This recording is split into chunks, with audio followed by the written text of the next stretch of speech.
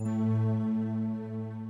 woke up feeling like I really don't belong. I can't explain it. When I close my eyes, I see a strange reality. Am I dreaming, or on the edge of remembering?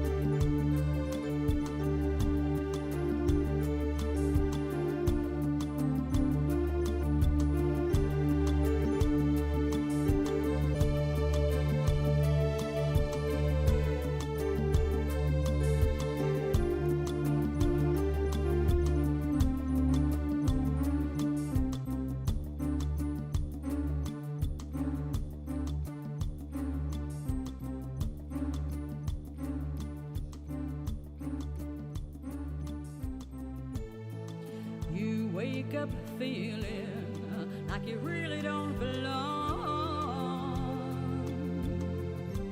You can't explain it, that when you close your eyes you see familiarity. Are you dreaming, or on the edge of remembering?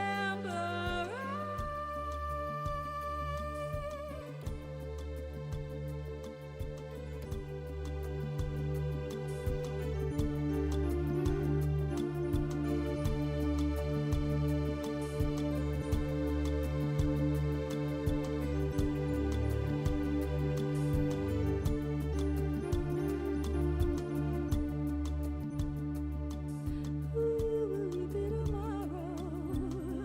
And where are you today?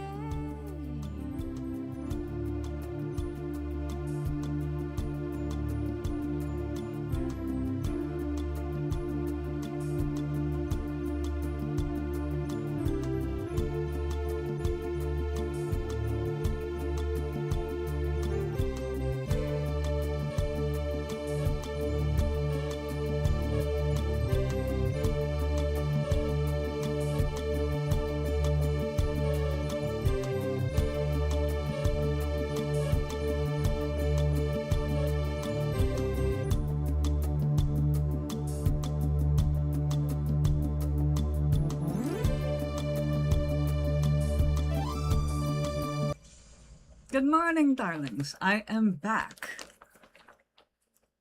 I am gathering the supplies for the first of today's projects. I'm here so early because I was thinking of you. I'm actually going to do 2 sections today. So I'll have this one, then I will break for my lunch and then come back after I eat for the afternoon one. So yay! Now, I can't chat with you unless you're in this room, because otherwise I have to keep changing my phone to Messenger instead of the show chat.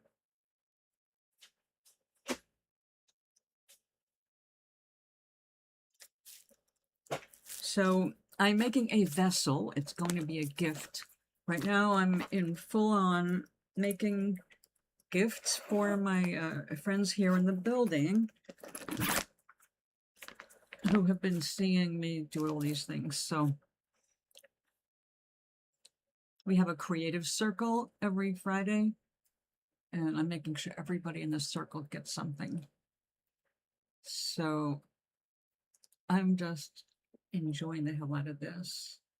This is 80% merino wool from New Zealand.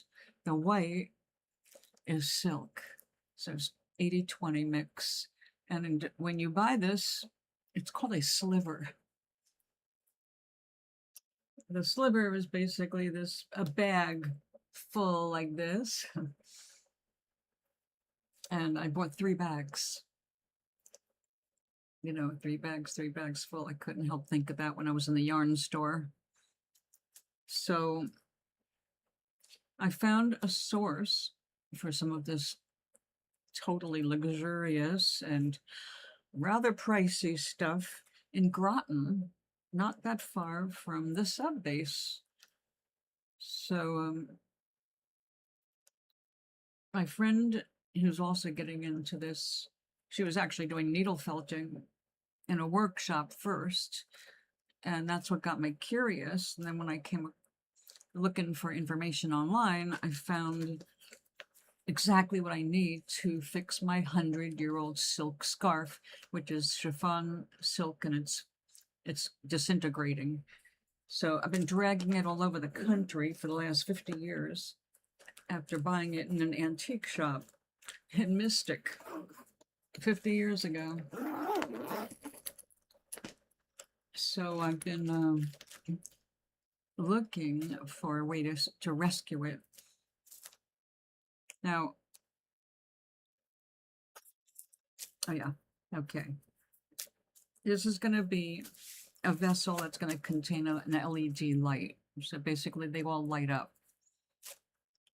This is a creamy color I want to have on the inside,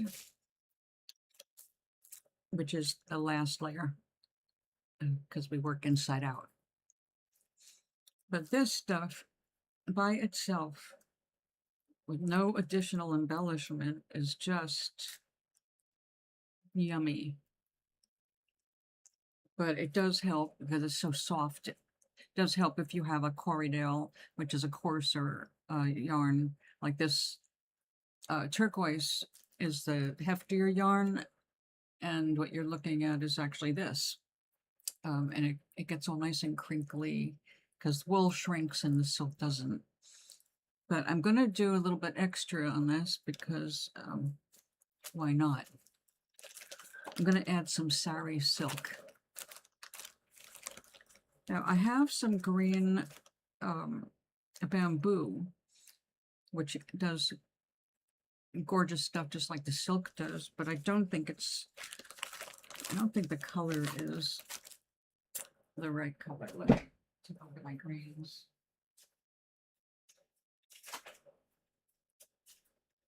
I have been putting together a fantasy order in my head.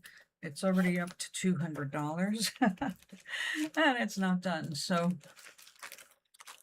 I'm trying to not go too crazy. Okay, you know what? That green sari silk. Let's save ourselves some time and impatience going through this big tangle. There you go. Right now, some parts of my desk are just like a balancing act. Okay, I think yes, we'll take from there. And do I want some other Corriedale for texture? No, that's merino. That's Corriedale and way off. Oh, maybe light green. That would work. All right, we're going to take a few poofs of this.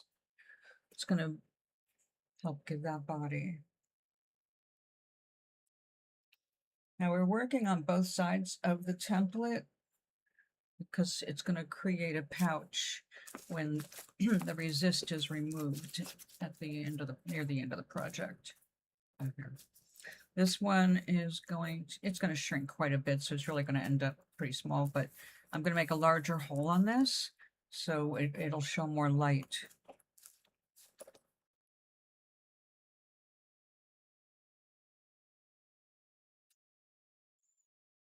All right, just in case, we're going to take another poofy. There we go. I know where it is if I need more. So I can't crochet, knit, or sew to save my freaking life. I can do a button. I can get a button on something. Not much more than that. Although, oddly enough, oh, it is gorgeous. It's the most amazing stuff I've ever worked with. Do you remember, in thinking of you, remember Helen Cobley from home ec in Trapphagen?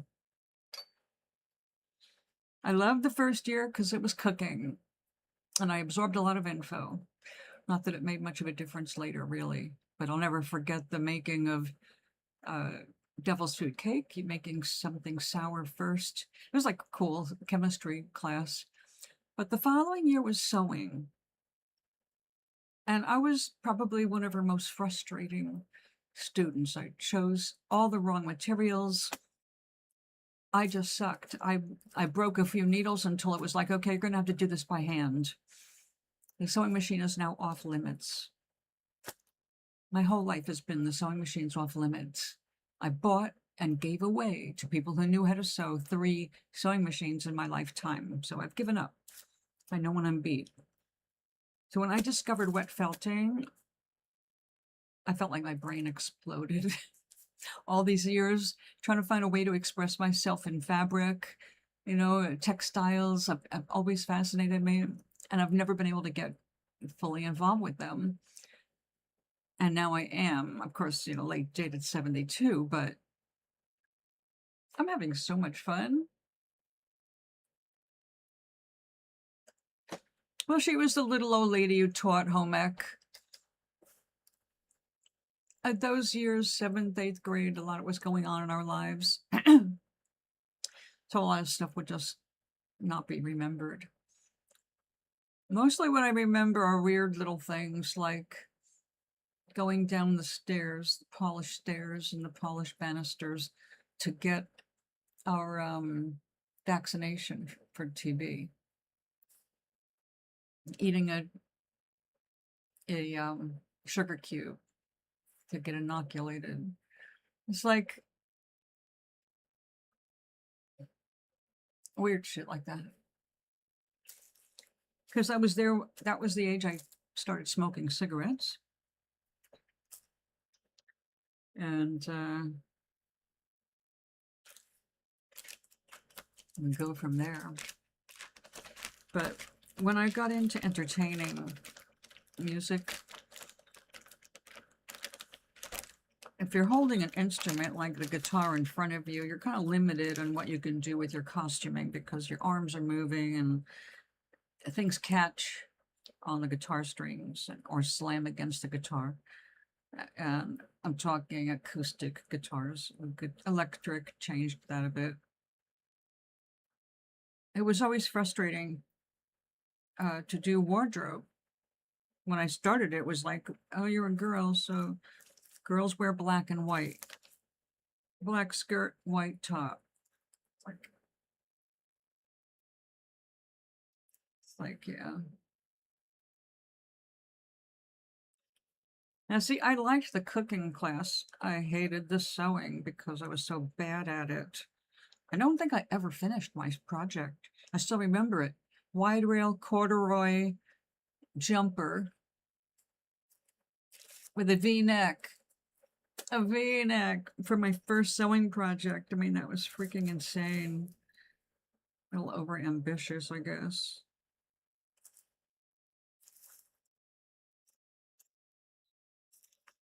Okay. Sari silk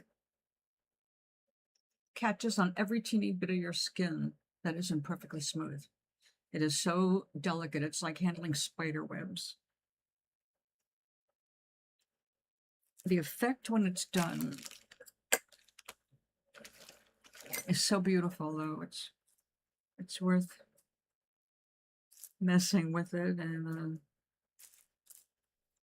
I was just saying, my dust bunnies are more colorful than ever. What did you end up doing for a hobby? Anything?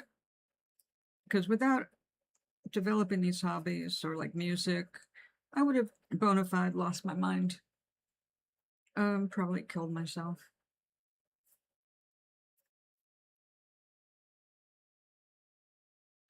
I definitely owe all this stuff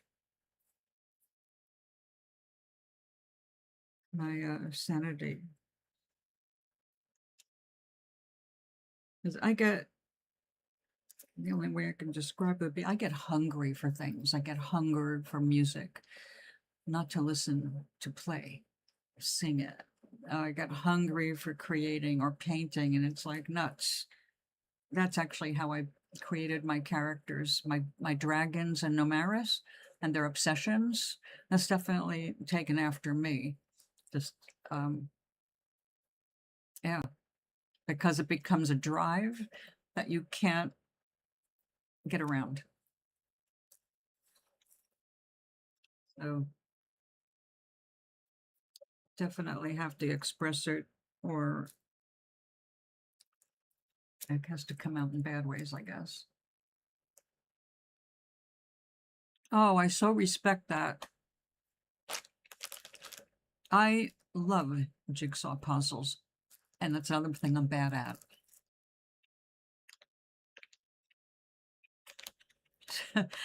You have part of success in life is knowing what you suck at and don't do it.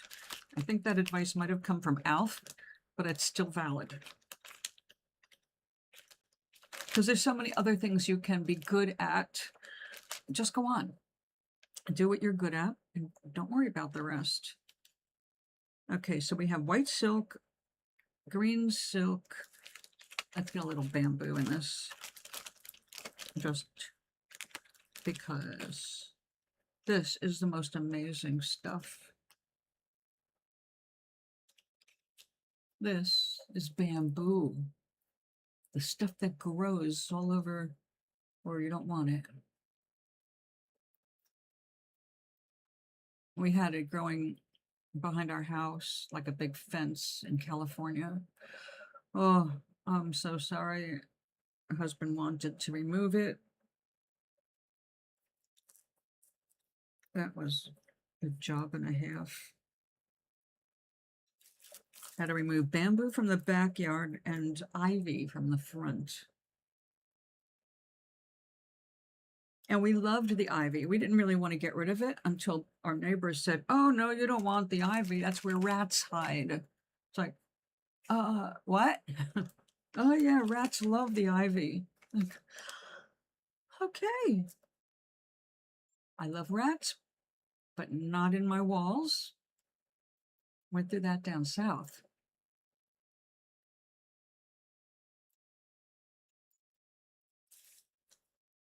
Okay. So I don't know how well this is showing up on camera, but we now have green silk and green bamboo. And now we're going to use this gorgeous blend.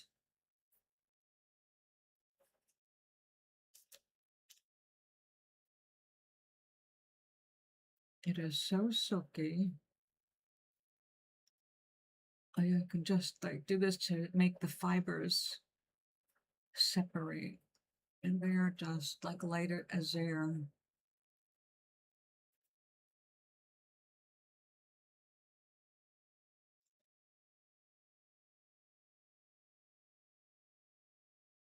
And we're going to want the bottom and the sides to seal, so we go over the edges. Okay. Ugh.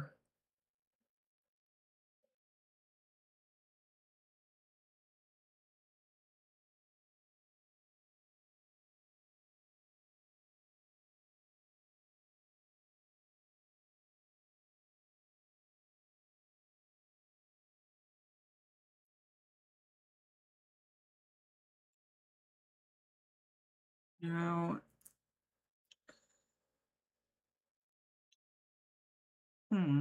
I think I'm going to crosshatch some of this because the silk is going to make it draw down and shrink that way. So let's compensate a little bit for the height. Go this way.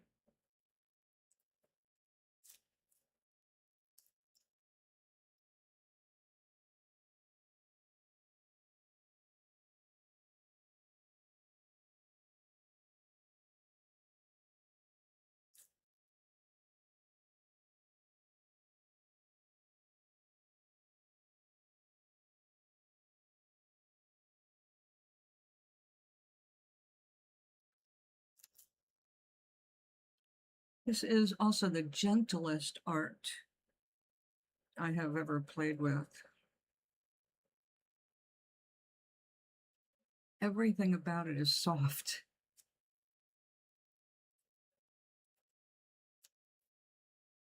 The stuff you work with, the finished product, makes you want to pet it. Okay. But we already established I'm a little crazy when it comes to fibers, so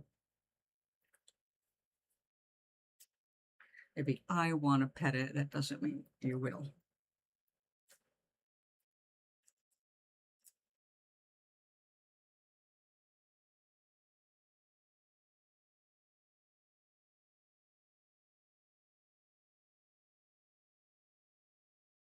So the jigsaw puzzles, do you mount them when they're done? Do you put any like resin over them or jigsaw puzzle glue to keep them together?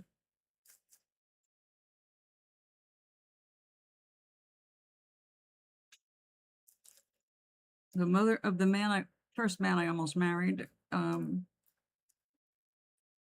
she did something to them and framed them and hung them up, and they were pretty cool. I think that's where I really first got into doing them. I didn't do much as a kid.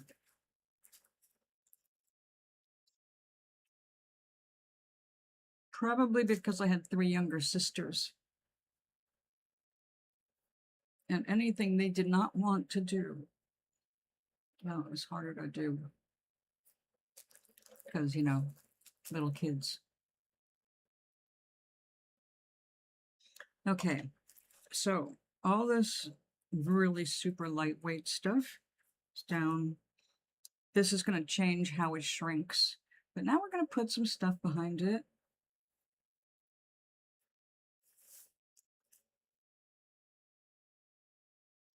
Now I'm going to be having the light, it'll be probably somewhere down here. So I want to have a lighter background so the light and from that candlelight inside of it is brighter. If I make it all dark, it's going to just swallow the light out.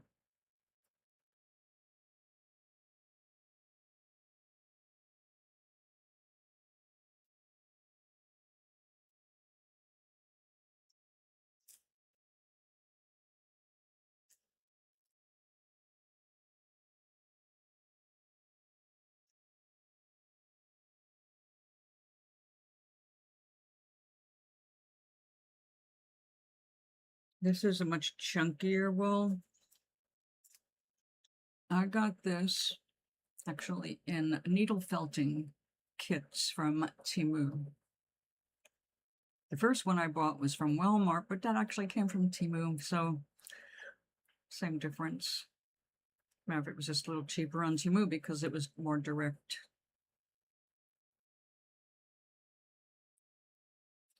And that's when I first started getting crazy with buying sets of 36 balls of yarn, all different colors. But as I got to know yarn more, or wool rather, because not yarn yet, some of it was synthetic, some of it bled. And it wasn't all that soft. It's like this, because it's not merino.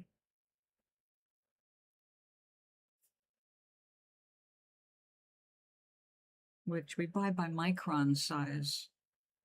Like this is at smallest would be 18 to 19 micron, I believe. It is the finest hair diameters. Let's save that.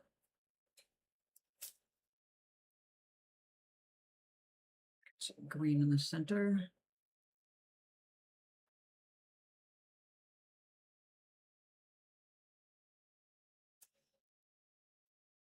This is from a sheep called Corriedale. Corriedale is more bulky too. It's good for building structure, which I'll show in a second here with a purse. One of my neighbors made a strap for it. She crocheted it, and I thanked her, of course, profusely for taking the time to do it, but it sucks. So uneven, and I would never be so rude as to say that. But it won't be something I'm going to put on my purse after all the effort and stuff that I put into the purse. It just makes it look cheap, which is the opposite of what I want to, come across. Okay, now let's put more of this goldy highlights at the top.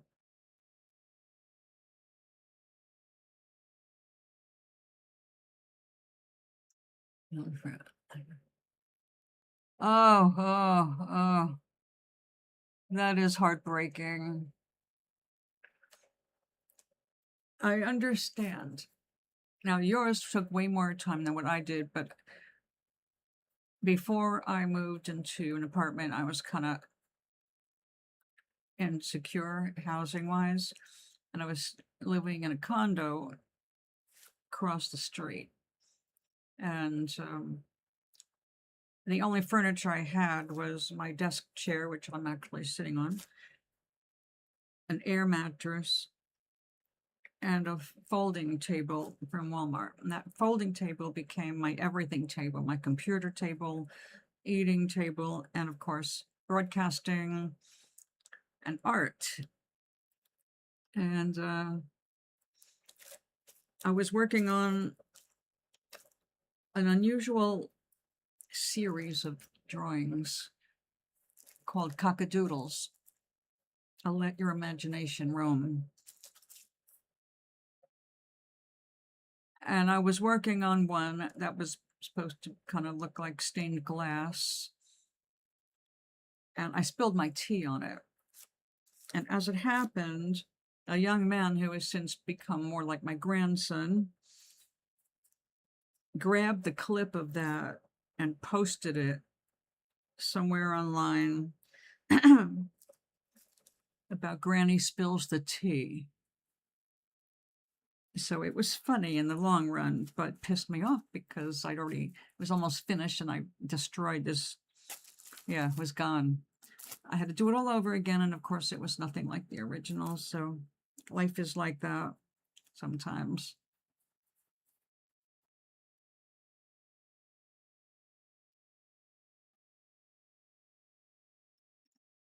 My grandson?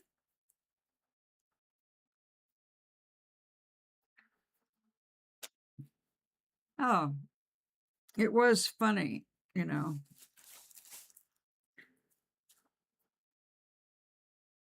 ended up doing, I think, 14 cockadoodles altogether. Maybe I did 15.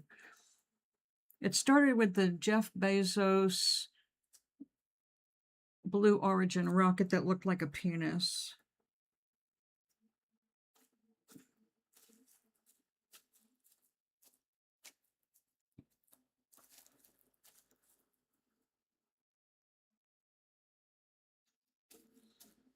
I have done a few artsy things that are a little weird, but I thoroughly enjoyed it. No regrets. And actually, I've got someone who bought two of my cockadoodles.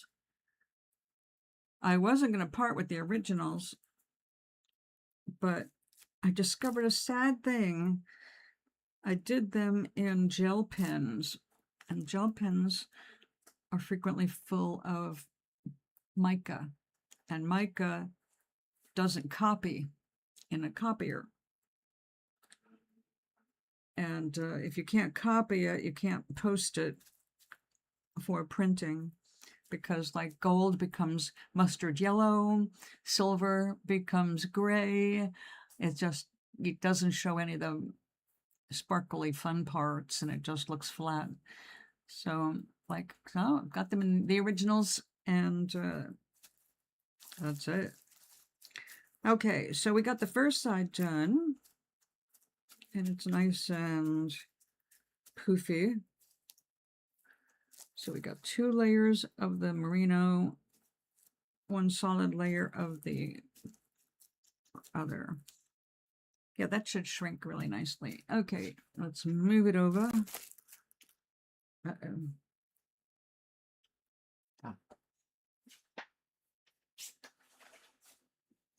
Oh, let me show you. This is the purse I made, and I made a matching wallet. Now this is full of mistakes, but when it's closed, oh my God, it's like holding a teddy bear. It is so silky and soft. And this was a very expensive wool, $18 a skein. So I'm not wasting it, you know. But this is an example of using the core stuff that's really stiff to give it squashability, give it some structure. And then this is done with all merino and all merino and viscose, bamboo. So this is much softer and flexible. It's got my tissues in it right now. So I want to make something kind of like this with the green that I'm using right now, a larger bag. But I tell you, oh, don't worry, darling. But occasionally you may have to remind me what we were talking about because I keep going on and on. See, I used to do 3 2-hour shows a week, but I had a very specific format. But since I ended up in this weird situation and finally in this apartment, I decided to make art the primary function of the show instead of teaching. But I am still, anybody that comes here needing a life coach, I'm still here for that, etc. So people who know me, they want a card. I have cards, like, you know, asking it is given cards. The answer is simple cards. Things like that, not tarot cards. Even though I have them, they don't work for one card draws to encourage people very well.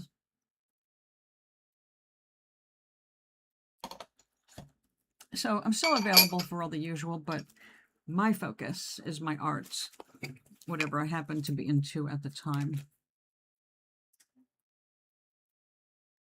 Okay, this one, it looks like I worked with purple.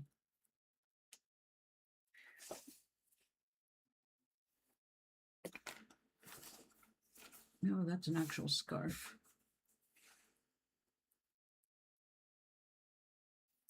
So there is an AI artist out in, way out in California, out in the desert. And she is in her 40s or 50s.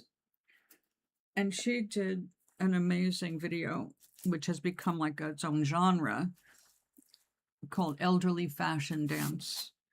Now, the one I'm totally into, her channel is Surreal AI, and she's here. She does the music, the writing, the singing, and she uses nature that I'm very familiar with from living in the country, and you would be too if you're into the outdoors. Like praying mantis. I mean, you can recognize where she drew her imagery from. She makes this, I bought both songs in this one video. I'm so into it.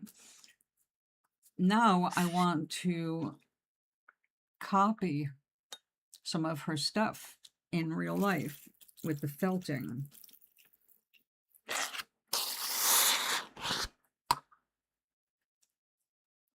Now, ironically, it took me half my life to finally get a new easel, and I got a good easel. And it's holding a 3x4 foot painting right now that I'm still working on. And the problem is I don't care about the painting anymore. I have to finish it. It's also kind of sculptural. But while I was waiting to decide how I wanted to handle these little flower elements, and then finally deciding it's going to be too hard to clean, you don't want to give that nightmare to somebody collecting art. You have to be able to clean what's hanging on your wall now and then without destroying it. But then I discovered this, and I would rather have a mannequin instead of my easel now. I don't have room for both. I would rather be able to build my art, wearable art.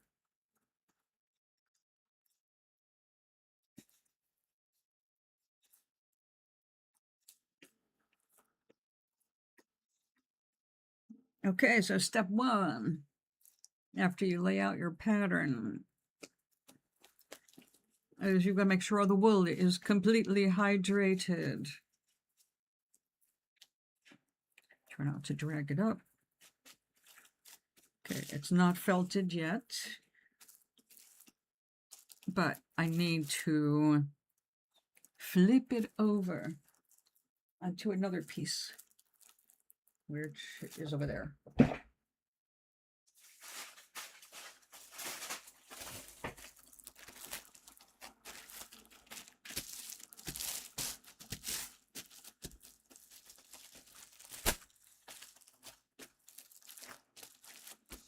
So then I've found another AI artist doing an elderly fashion dance named Ruby AI. And it's like, okay, wait a second. I thought I had discovered one original artist. And it turns out, well, I discovered one of the oldest and originating in her work. She worked for IMAX. She worked in textiles. She is clearly a designer of costumes. She's just brilliant.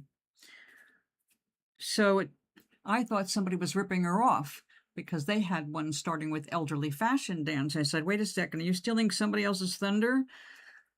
And I ended up doing a deep dive in AI to find out what's going on around here. Okay.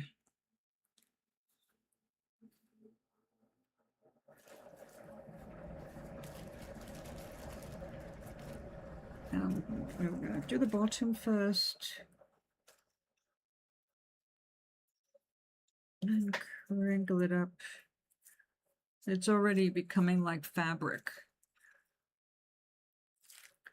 It's just got this magical feeling to it when you take all these loose threads, and just make them do something you're not expecting, like stick together, weave themselves.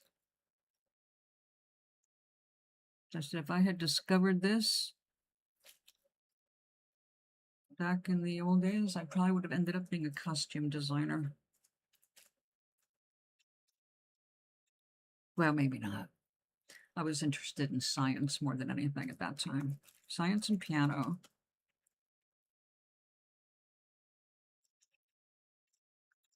Well, I love computers and I've been working with them since 1986. So I understand some basic stuff.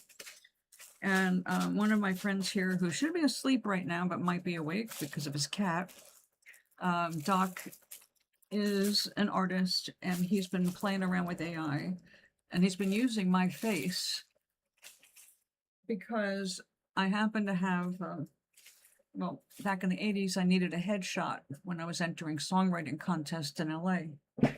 So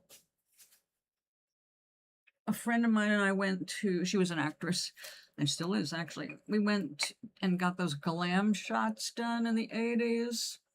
You know, the ones, too much makeup, but they got some good shots of my face and he's been able to isolate my face for AI in a way because it really works very well. He's been trying different faces like people in his family and they don't all work. He got his sisters to work. One sister, another sister, I don't think I've been able to capture her correctly. So it's interesting, but My explorations in graphics ended in the 90s, no, the early 2000s, because the ex now was designing signage on computer, and I had to start out training him in how to use the computer and, get the programs and all that for him to train on. So the program of the day is actually Corel, and then Adobe, which everybody now knows, like Photoshop. Everybody knows what the word Photoshop means. So expanded versions of that kind of a thing, where you take images that already exist and you change them.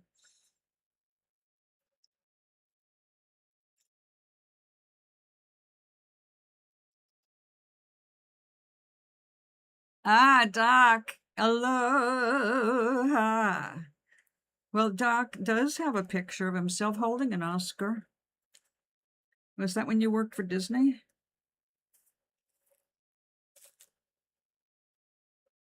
And has the hurricane come in?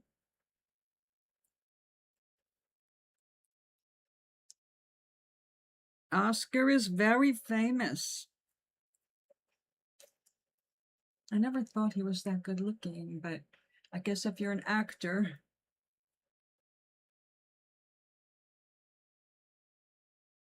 It matters.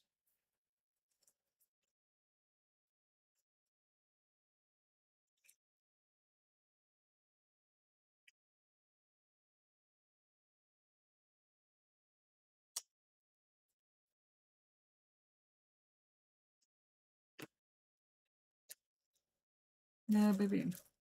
Here, come and curl on me. We're going to be cutting you off.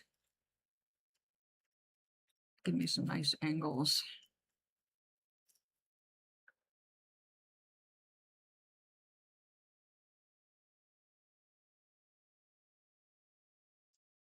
Doc, meet one of my best friends in the world from childhood, Alice.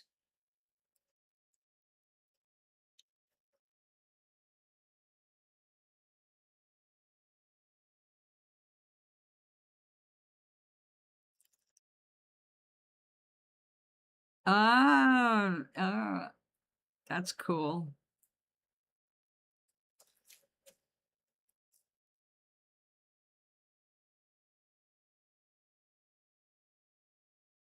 So you know how heavy it is. It's still held to its pedestal by one screw.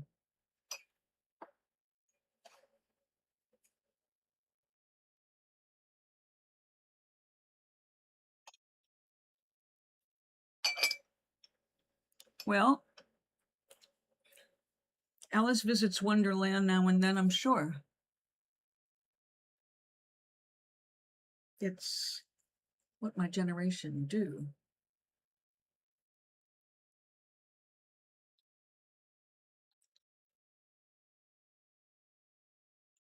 So, Maui, now that you're up, has Mrs. Kravitz, one of his neighbors, come by with news about what happened to your neighbor across the hall?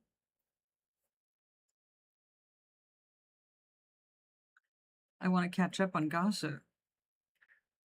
He's got a neighbor across the hall who is definitely not all here. And she won't let anybody into the apartment to exterminate. I don't need to give you more details.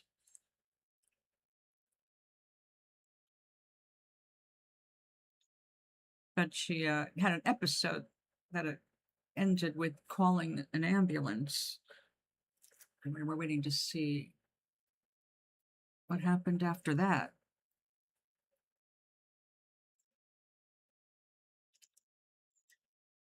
And I've never held an Oscar. I have held awards, though. And yeah, they do get weighty.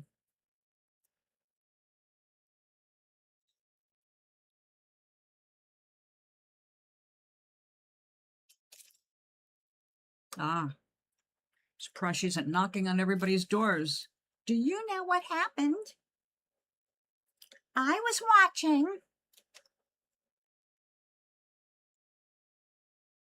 I know it.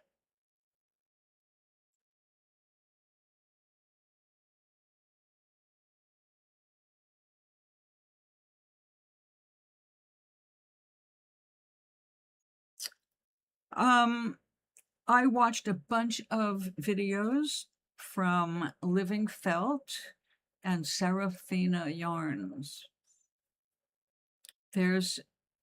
Once you start getting into the wet felting videos, and by the way, Living Yarns and Serafina do way more than wet felting. They've got kits and instructional videos, and I mean, they're really awesome people.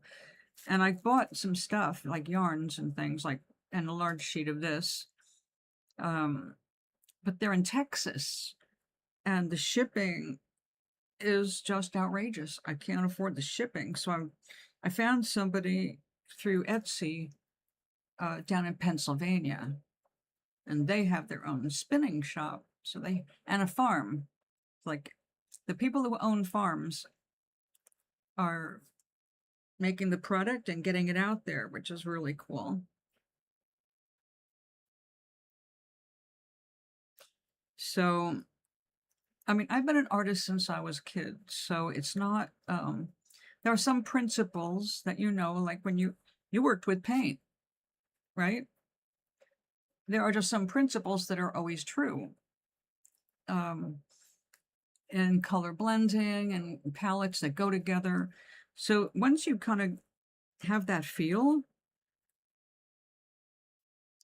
and then you start playing with something, you've got all that knowledge already buried in your head.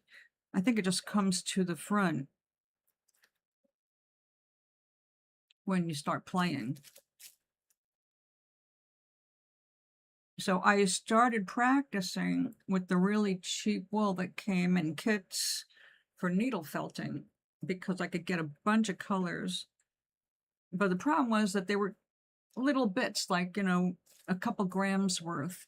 And I use a couple ounces, which is how I order my stuff now, is ounces. I wish I had the room and the money to order some of these things by the pound. And I have gotten a few things by the pound. I got some filler, like I used inside that purse. I used that to build the structure, the skeleton of it, and then you put all the pretty wool. That's way more expensive on the outside and the inside. I didn't finish the inside of that. That was an experiment for the style because my friend wanted help in making a gift for her sister, and she wanted a fold over purse, which is what got me started on that, and doing purse after purse after purse in all these different sizes to get a point. And then it was like, you know what? I am screwing up. This is not working. You have to make the whole thing and then cut it into the shape that you want. That's the only way to be sure you're going to get that perfect point. Sancho. Hello, darling.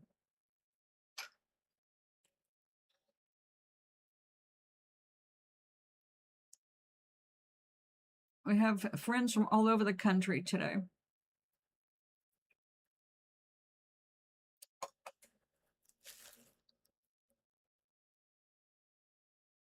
Yes, you are. How's it going today? You're taking a break to say hello? Hey, August 4th. August 4th. I've got to check the day. Hopefully I don't have a doctor appointment or something stupid. August 4th is my 19th anniversary streaming live. And yeah, I can hardly believe it myself. 19 years. My, how they slugged on by. Oh, yeah, good. I just went out and deadheaded my echinacea today. I only needed to take one off. It's doing great. We have a garden club as well as a creative club now. So we all got like a little space in the landscaping that we could mess with. And I planted an echinacea, yellow, like a real golden yellow echinacea, and a coneflower, and 3 rosemary plants. 2 were like poofing out. One is still kind of small, and some lemon thyme. So I just got this plot, like 3 feet by 3 feet, and marigolds in between.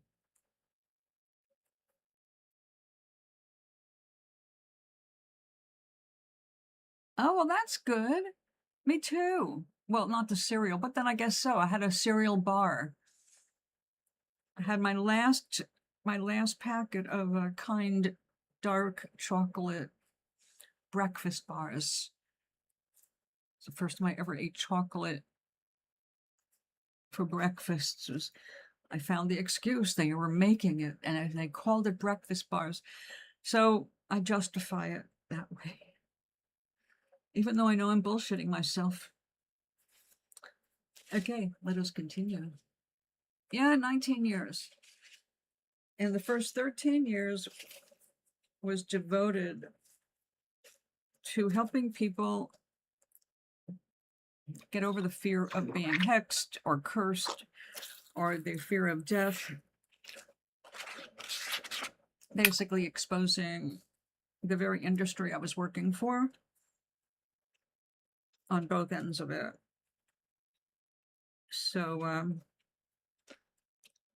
we taught energy medicine, meditation, visualization, etc. And then, like I said, after the divorce from Glenn, things got a little crazy and hectic, and I lived all over the damn place for 6 years, not ever being sure where it was going or staying.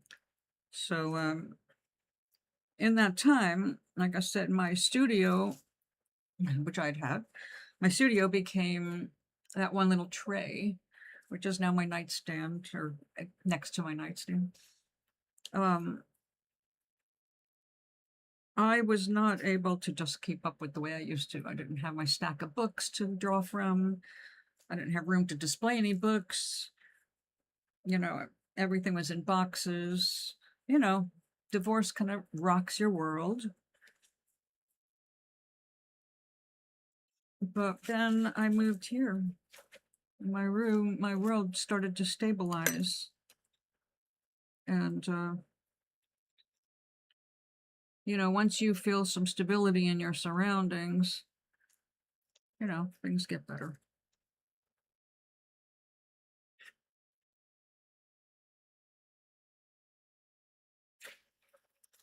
So like I was just telling my friend here, my friend Alice, meet Sancho. Sancho, where are you from again? I always want to say Texas because of the cowboy thing.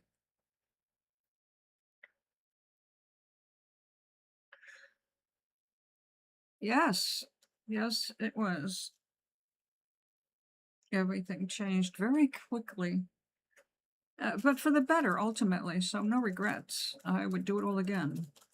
Well, maybe not all, but I don't regret having been married, even though he turned into an asshole. A part of that was I didn't recognize how much he was already an asshole when I married him, because he was such a good liar. And of course I wanted to believe him because I was in love, which it happens to everybody, when you see how many people, pretty much everybody, this happens to at some point in their lives, you just kind of have to get over it and move on. But now I'm in a position where, well, I can't say I don't rely on anybody. Yep, you were here for a couple of different places I lived, and let's see, you were here for the condo across the street after I moved up to Connecticut. But you also for my studio, or my furnished room in Pennsylvania. And that's the same table I was doing my art on but I got a lot done while I was there, despite all the insecurities. I wrote my second book. I had my first heart issue and ended up in the hospital. But then I ended up on warfarin, and we were shut down with COVID during that time too. Right after I got out of the hospital, the COVID thing was discovered. But even all of that worked out because I wrote, whoever thought, my first musical. Not that it's ever going to go anywhere, but I wrote 8 songs and started a 9th, but the 9th was a duet, and that's where I got stuck. Oh, a northern one. Okay. Oh my God, you're going through some weather shit, aren't you, right now? Everybody's getting some weather. We have a big storm coming in right now as I speak. It was supposed to be here this morning, but so far we've just gotten a lot of clouds. Okay, so we are going to have to do this now. Okay, technique. You work after you get all your stuff assembled.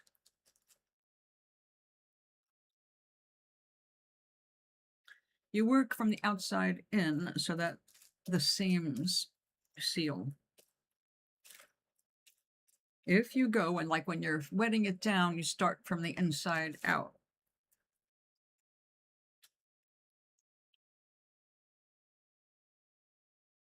Yes, Alice and I go back to, oh my God, 12 years old, 13 years old. How old were we?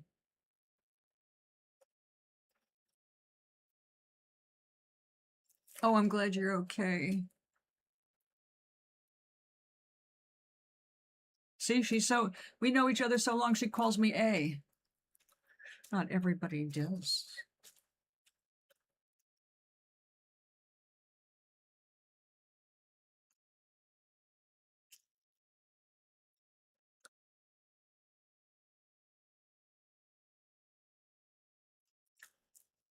With your computer work, I would hope that your apartment is nice and cool. In fact, that's not that I could have done it any other way, but if I could have designed it because I had enough room, my computer would be exactly where it is, which is pretty much in front of the air conditioner, because I'm on the top floor and on a corner. They call it the penthouse. What it means is I've got the sun beating down on my roof all year. I have south-facing windows and an extra window behind me that you have to be on an end unit to have that window. And it does get quite hot up here. We don't have air conditioning in the hallways, so it is not a pleasant time of year to be in the hallways.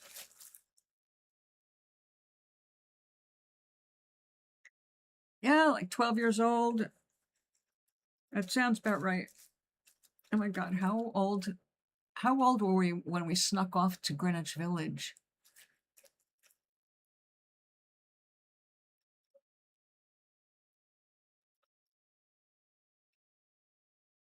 We took the subways. We walked all over, we ate food, made our way back. And here I thought, when I go back and go, yeah, I was kind of badass. I did daring shit.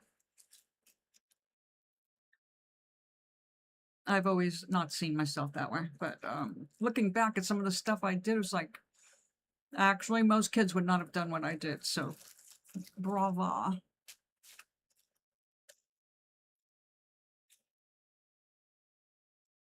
You helped me run away, which was a really good thing. Helped me get to my father. See, we go way back.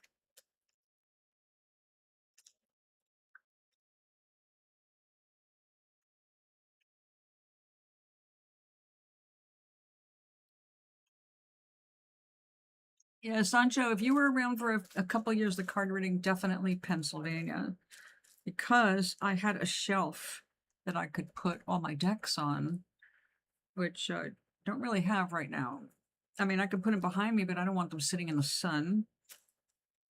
And right now, I'm trying to find places for my crystals behind me, all my rocks, my rock collection and fossils, because I want to grow stuff. And my first workshop for the building is August 13th.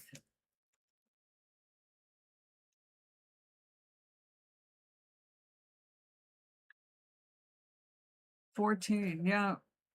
I was definitely 15 when I ran away.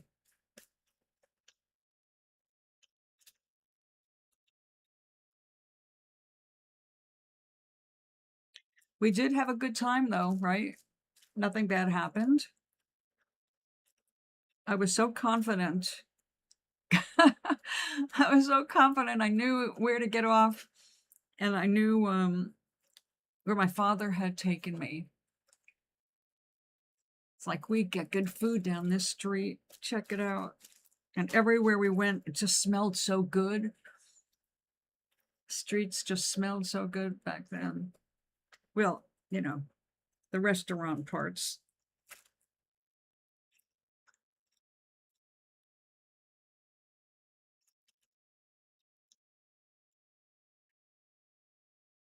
Okay, we now need to squeeze out some of the excess water now that it's starting to felt.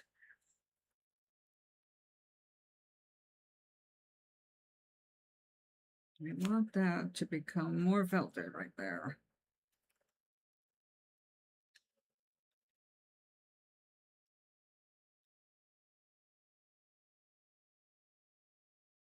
I mean, like, it's just so gentle. It's kind of like playing with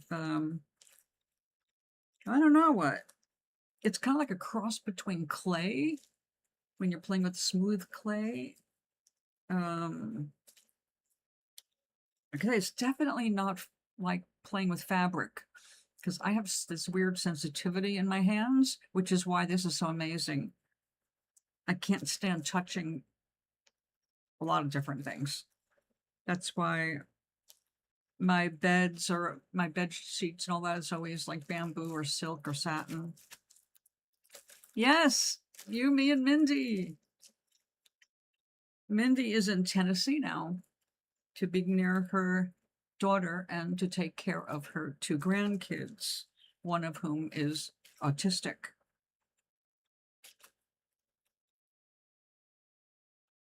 And she's she can sew. Oh my God. She makes costumes and all kinds of stuff for her granddaughter, who's about 4, I think. Little kitty. She makes tutus for her. Oh, Mindy's amazing.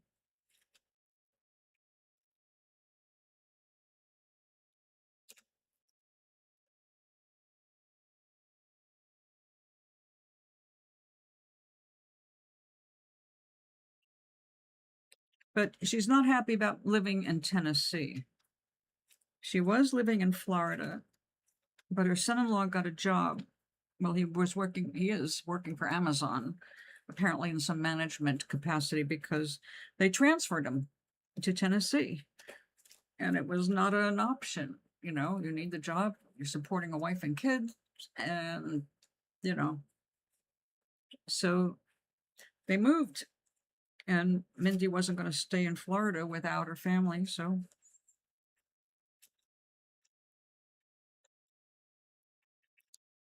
But she does not. She doesn't enjoy it.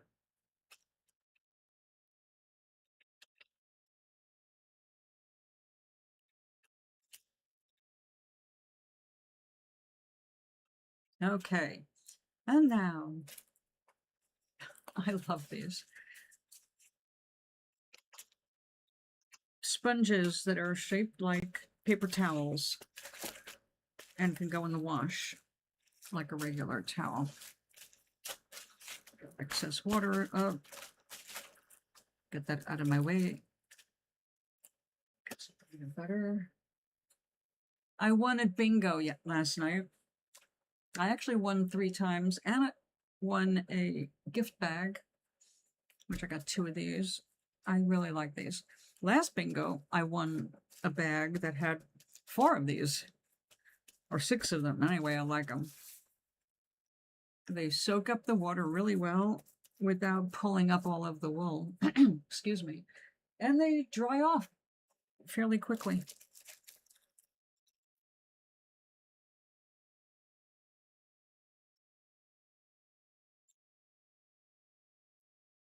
Now, because the outside, this green and yellowish, is a coarser, rougher wool, it can take more of a beating than the merino. The merino by itself, you can't get rough with because it separates. It's just so delicate. But what we're going to do right now to make sure we're really making good contact, otherwise the silk is not going to stick. Now, do I remember when Elvis died? Oh yeah, I remember, but only vaguely now. I was pretty stoned.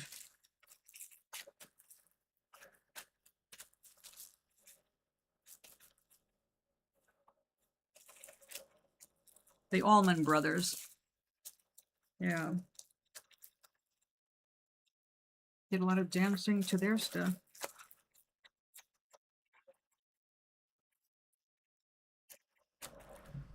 I am definitely not a beach person. Not at all. Are you? I am absolutely the mountain, lake, woods. That's my number right there. I loved being up in California mountains like Big Bear, Baldy. Yeah, just beautiful. And when I lived in North Carolina, we were in the foothills of Asheville. An hour and 15 minutes straight up the mountain to Asheville. So whenever we could, we got away up there, a place called Spruce Pine. And we'd spend a night in a hotel up there. Just enjoy the mountain air.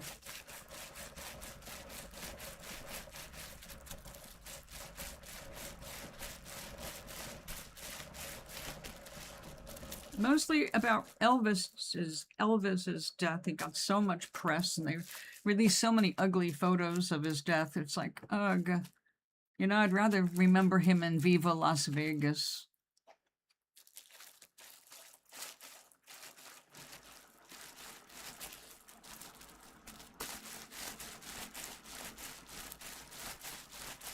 I'll be quiet while you let me know what kind of person you are, environment-wise. I already know you're awesome.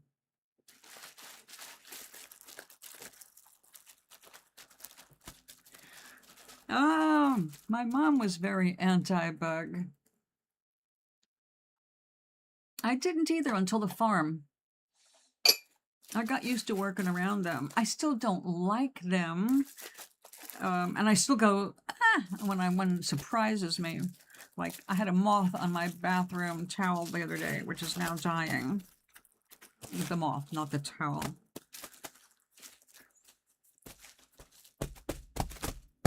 And I'm just not going to interfere with it. It's kind of like, let it have its last day of peace, because it's certainly not escaping. But I don't have to touch it. When it finally finishes its croaking process, I'll vacuum it up. It's not in my way. I had to get used to them because I had to go out and pick my veg. I was also into cross-pollinating poppies for a while when we couldn't grow veg out in the field much because farmers' sons took over after he passed, and they started using pesticides in our fields, which changed our organic nature. And had to move everything up into pots on the back deck, and the field became more about flowers and that kind of thing. Or like loofahs. I grew loofahs one year. It was the coolest thing. Then we had, Glenn and I both were startled by some of the natural little monsters. Like, we had the year of the locust down in North Carolina.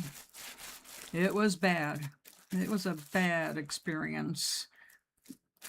grasshoppers, large ones.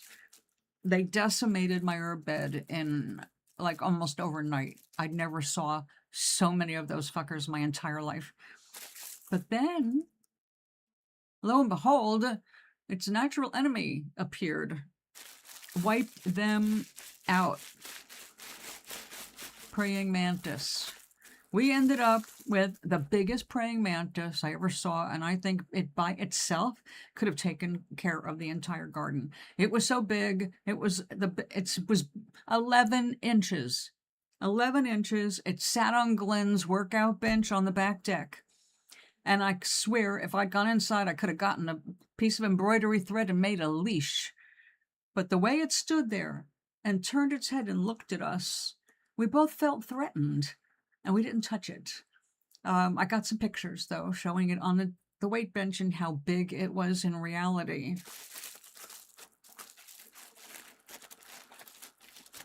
Oh, of course. How could we not, Sancho? We're 72. Of course we remember all that history. But that's depressing to talk about. Besides, they're not dead. Their personas are past now, but they have left a lot of music and film behind. And as far as their spirit's concerned, they're immortal, well, eternal. So it's not an issue. They come back with more music. It's how it works. That's why I don't sweat not getting famous for my music. It's like, oh, I never recorded much. The only thing I've got like is the opening songs that I use here on the show.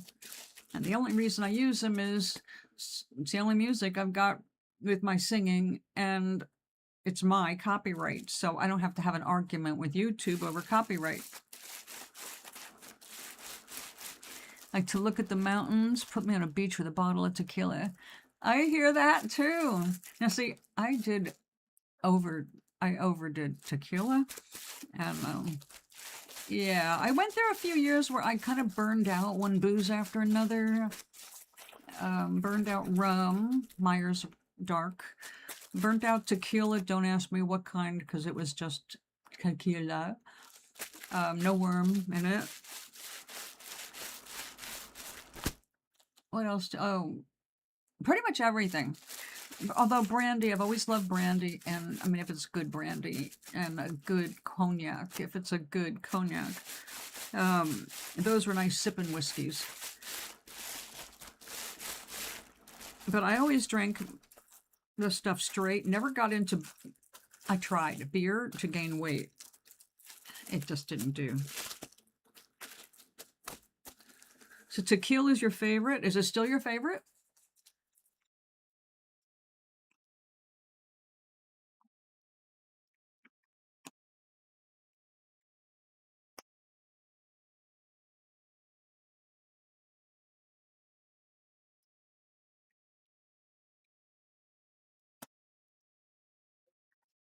See, Mindy's a beach person too. That's why she loved Florida.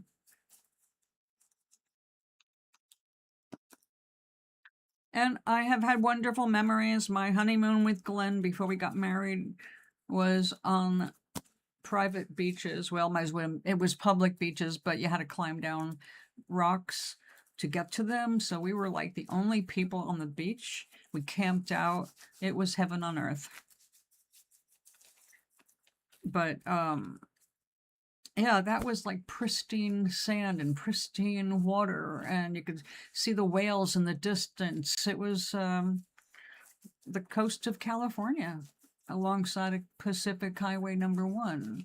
PCH1 is like one of the most beautiful runs up the state you can take, but it also falls apart.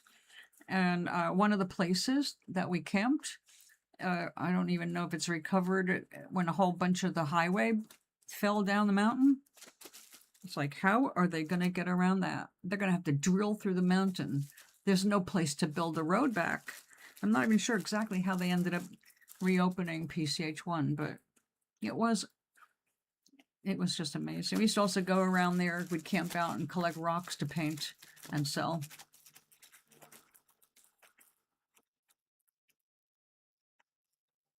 Still the alcohol of choice. Now, see, I really can't drink anymore because of the chemo. And I'm not forbidden from an occasional drink. I actually have, well, I like to cook with wine now and then, white wine. So I've got a Pinot Grigio, so delicious. But I'm going to have to start drinking a little bit or cook more with it because I didn't know that they go bad. It's a fresh fruit kind of a brew, and you're supposed to do it within a couple of years. And I can make a bottle of booze these days last year's. I got into the coffee for a while with cream de cocoa and brandy. And that was my drink of choice every winter. And now occasionally, what else do I keep? Oh, what's that? A Bailey's Irish Cream. I was tending bar at the American Legion when that was invented. And we were some of the first people in New London, Connecticut to carry it. We also learned it was addictive. Everybody loved it. We couldn't keep it in stock, especially among the barkeeps, because normally we didn't really drink. We're always being bought drinks, you know, tips with that. But we very rarely would have more than 1 or 2 drinks after work. That Bailey's became like, I'll cash in 5 chips right there, fill it up. Oh, it was bad. And a hangover from that really stinks because it's like cotton mouth from hell. Do you have a favorite tequila?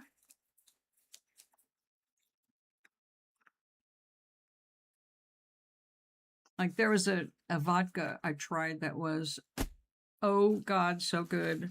And I haven't been able to find it since. It was kind of pricey, but I only bought, 1 jigger worth. It was in a metallic-like bottle, and it wasn't Grey Goose, which is okay, but I'm not as impressed with it as some people. I don't know why.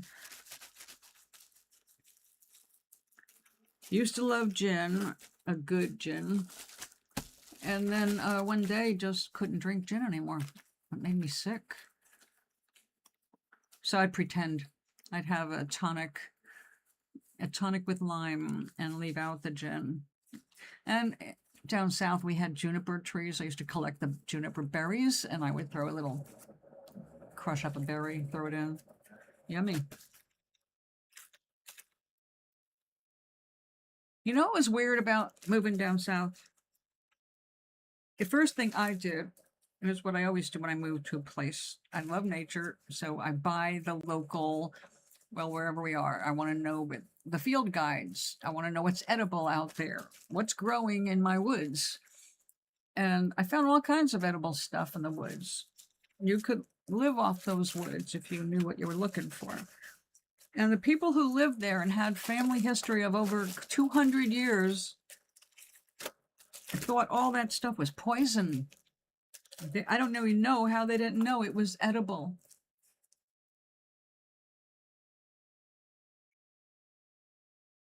Camarina. Oh, are you still on the death thing? What's going on with you, Sancho? Get your head out of the obituaries.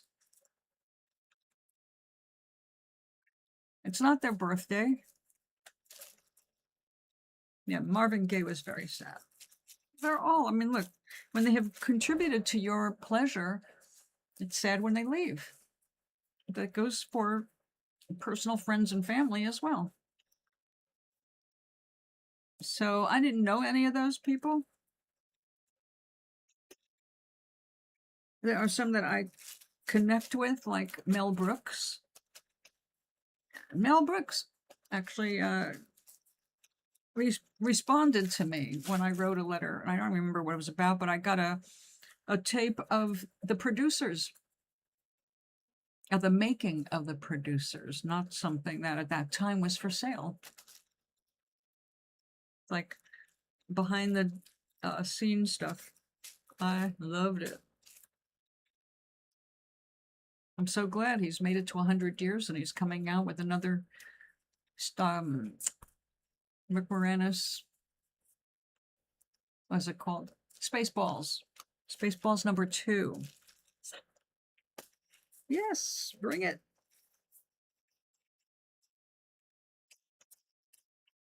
That man leaves one heck of a legacy when he leaves.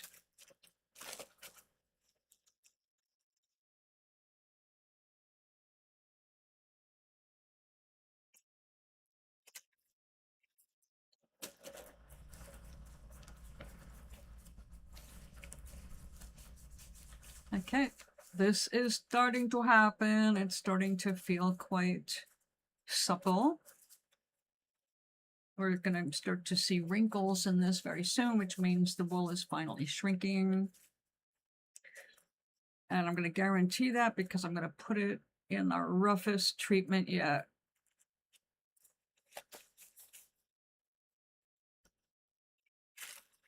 Come here.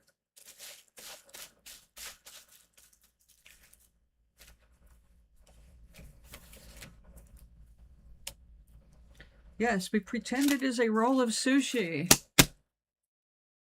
when we roll it up.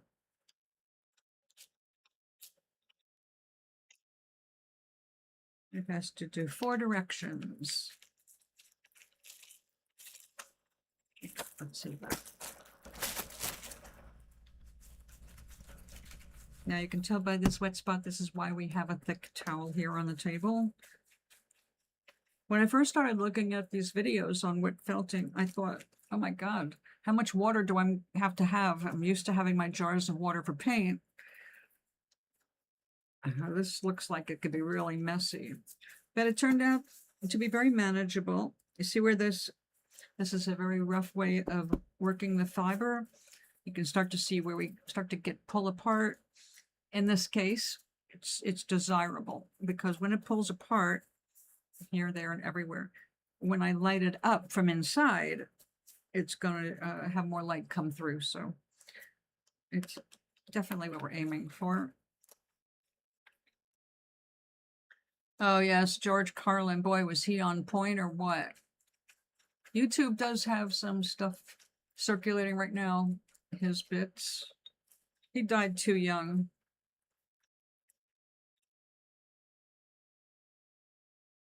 But we always feel like that when talent disappears, like John Lennon, you know, John Belushi.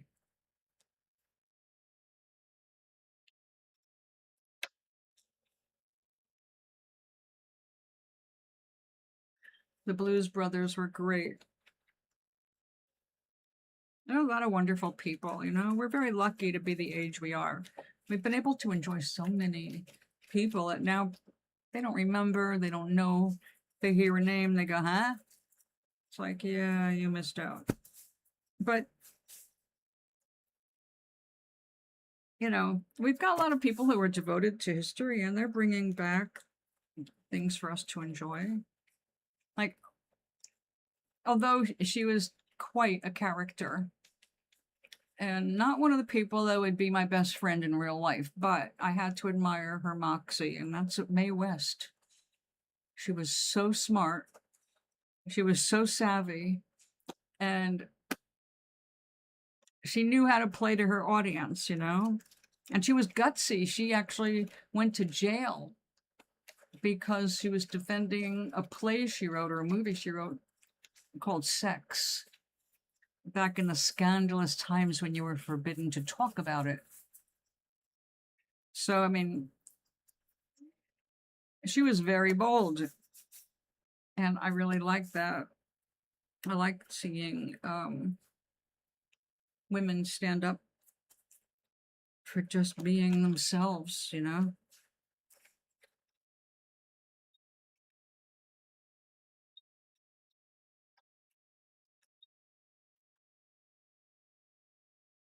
Sandra, you're not old enough to remember some of those people, except in watching stuff that they already produced.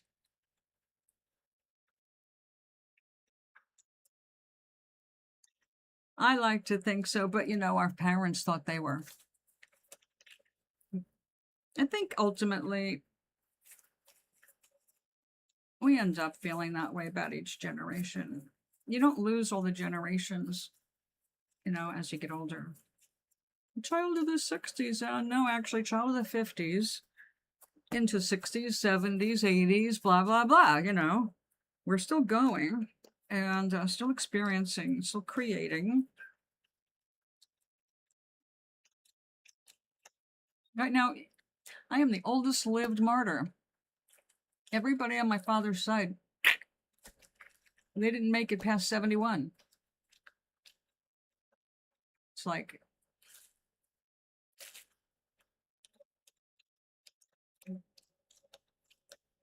but I'm sure that they would have told you they were the best generation.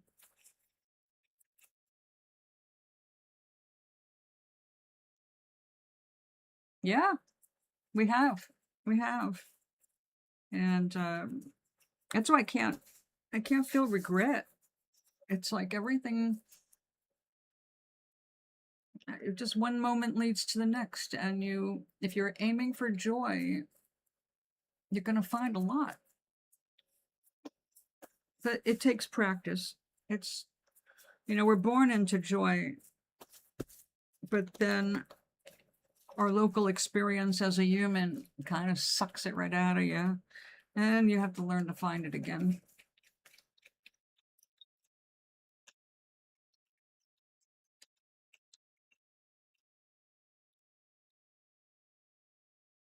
A lot of people don't appreciate the irony that they're living. Like, now, if you see an amazing mountainside retreat with in-ground pools and cabanas, and it's like, oh my God, it looks like a hotel, but it's private property. Holy shit. And you step back, all right? It's like, oh, look at this wonderful scene. Don't you feel great? Just breathing in that amazing make-believe fresh air, looking over this gorgeous scenery. And then you got to say, wait a second. And the only people who can afford that are not doing honest things, or they're royalty and they inherited a lot. A lot of it is really make-believe. But it's like, I don't want to sit around wishing I had some kind of a castle. I don't care. I never wanted a castle, although I always liked the idea of a moat. I don't know. I thought the way we grew up was pretty average, We were somewhere in the middle class at the time.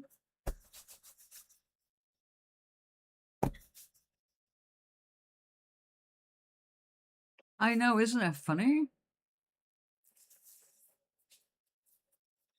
Okay, we're getting some felting, and now it's a little bit too dry, so I'm going to add a little bit more water so we can continue the felting process. Bring that soak back up.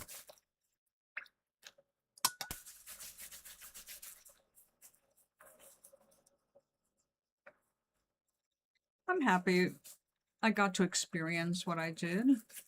The good, the bad. There were a lot of challenges, but when you look back, it's kind of like that's where a lot of the fun was, learning new things. I mean, I never thought I was going to end up being a waitress.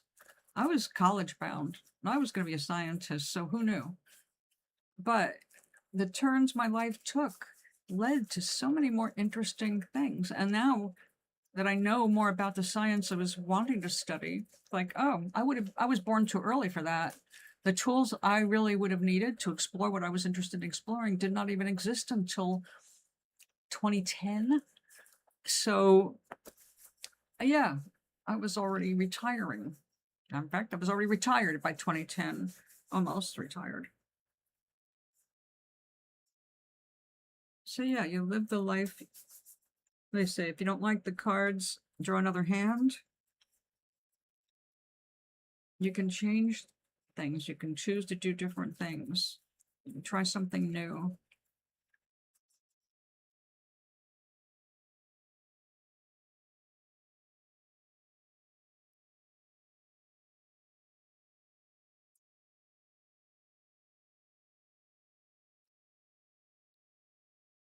I mean, we did not grow up easy. Not easy, but we didn't grow up. No, I wasn't afraid of not eating when I was a kid. I knew somewhere the food was going to appear, even if it was just a loaf of bread, because Papa was a baker. So I never worried about food like I know some other people were.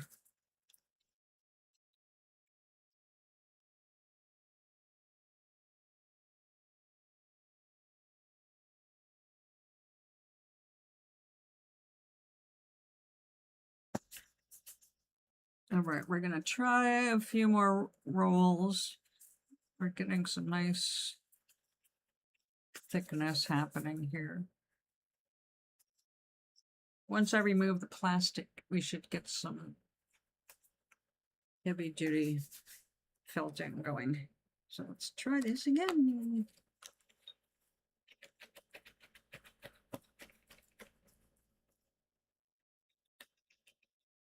Make this an exercise. You know, this counts this becomes a step on my whatever you call the fitness watch thing.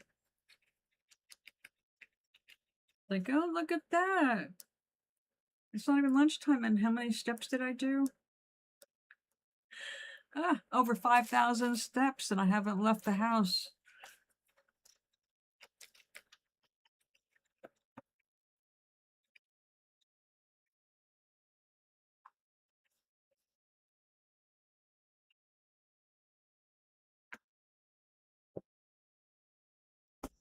Oh, yeah. It's happening, folks.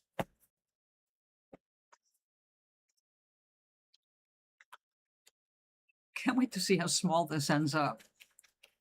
The shrinkage always blows my mind. Even though I'm prepared for it, you know, it still looks like it's so cute. Okie dokie. Well, it's time to fill it. After we remove the resist. Now, I'm not trying to get a perfect like circle or anything like that. I really wanted us to just be able to go with the kind of organic way this stuff works.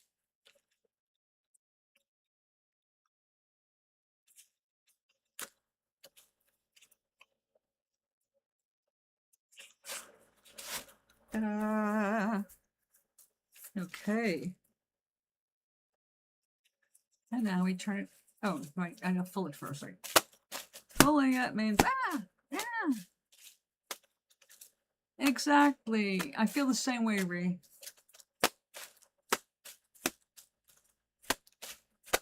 Every step, you know, even the difficult times. I may not have aspired to become a waitress or a bartender, but I learned a lot from those jobs, just like later on. I love factories, love working in factories. Again, not as a lifetime occupation, but working in factories gave me a different kind of an analytical eye when I need to make a home repair. Now I look at things like this was put together by a human for the most part. Let's see how they did it so I can undo it and then put it back together. So reverse engineering, I guess they call that. And I just always enjoyed that kind of a thing, how it's made. There are even cool videos you can look up to see how it's made. Okay, and now we're going to heal that seam I just cut. So healing felt just means massaging it with soapy water. And that makes it knit to itself and give you a better edge. Now, I knew when I ran over the top, I was going to have these little nubs that I was going to have to remove.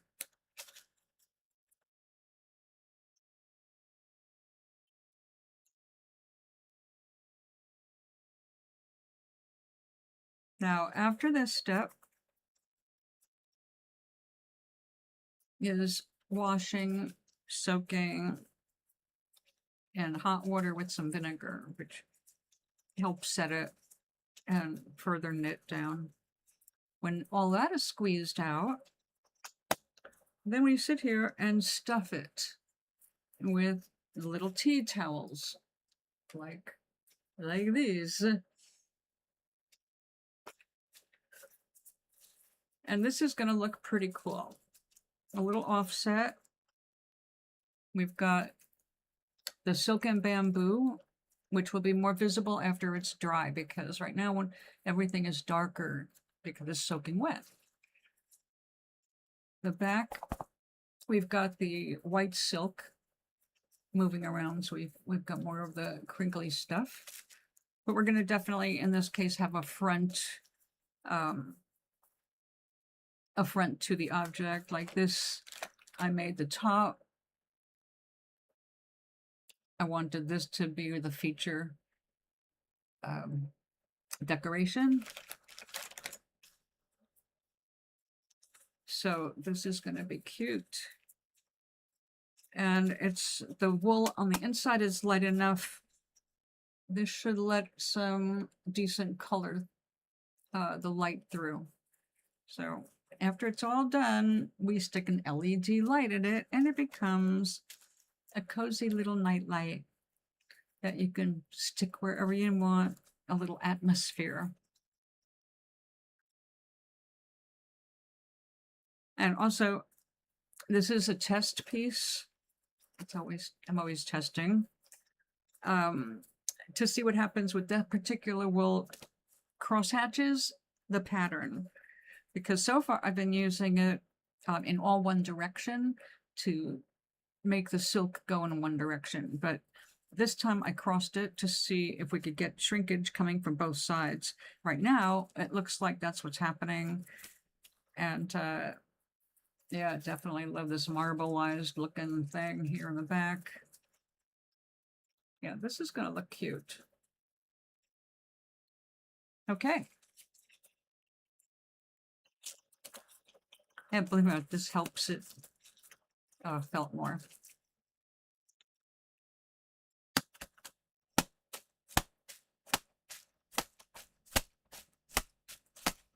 And all the time I'm doing this, it is getting smaller. And we'll get more of that crinkly texture. Okay. So I'm going to set this as a side. Now let's see if I got a dry one here. Here we go. My pile of towels. A pile of towels.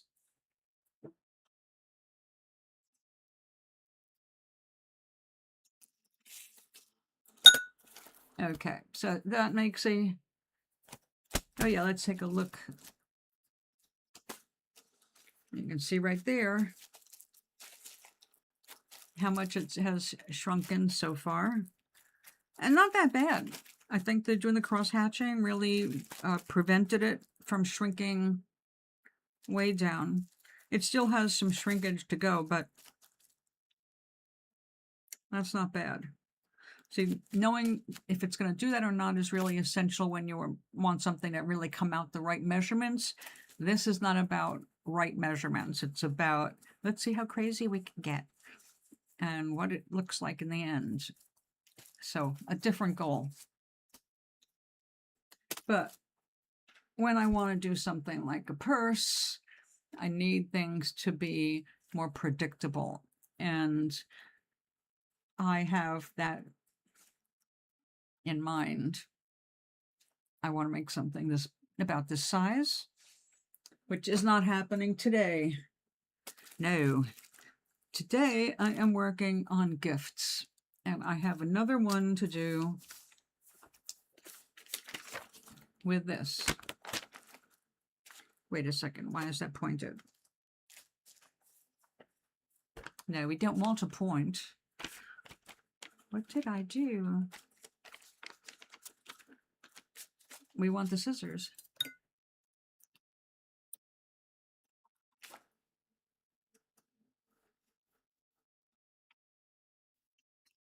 This is not a purse.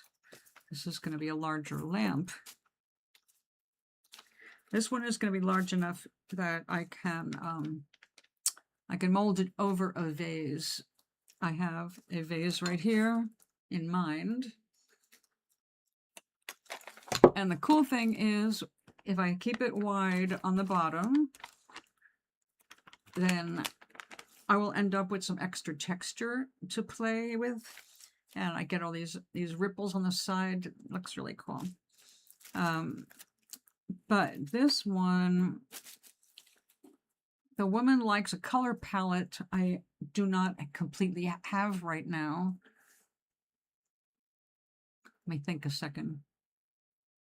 Maybe I should just wait until I can buy more of that yarn. I'm going to check.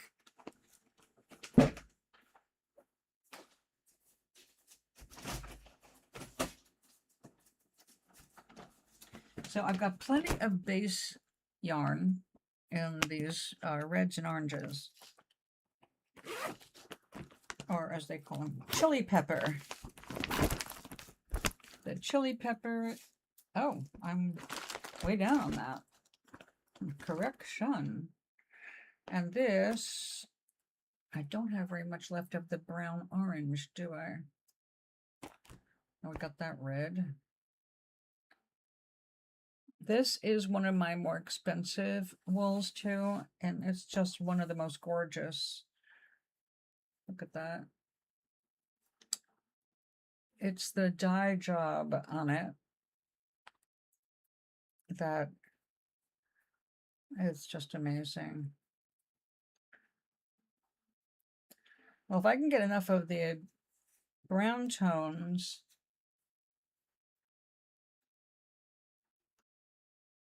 it will work.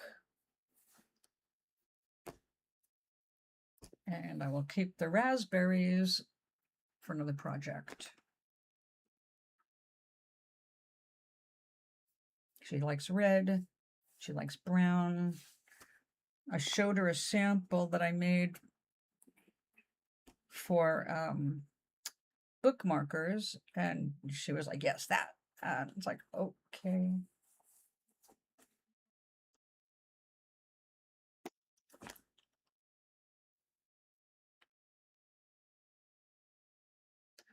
Take back a little of that. And maybe not. We're going to just use all that.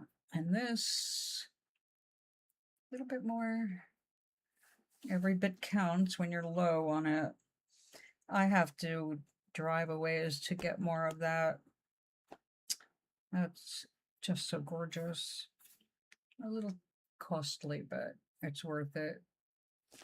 Softer than a baby blanket. And we have some of this gorgeous orange. This too is Corriedale, and this, oops, sorry about that. This builds up really well. So let's see, how big is this?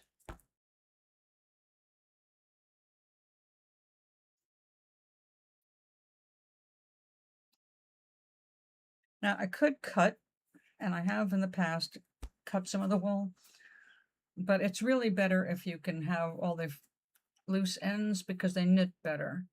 If you cut it off, you're cutting off some of the barbs that are naturally present in wool. Might not need more of that. Got the red,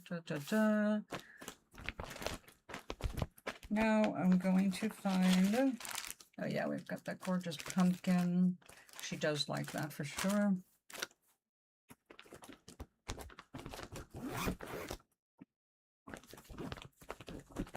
I'll show you the sample. Whenever I collect a bunch of bits of wool, I make a sheet, a pre-felt, and then turn it into bookmarkers for our local library. Let's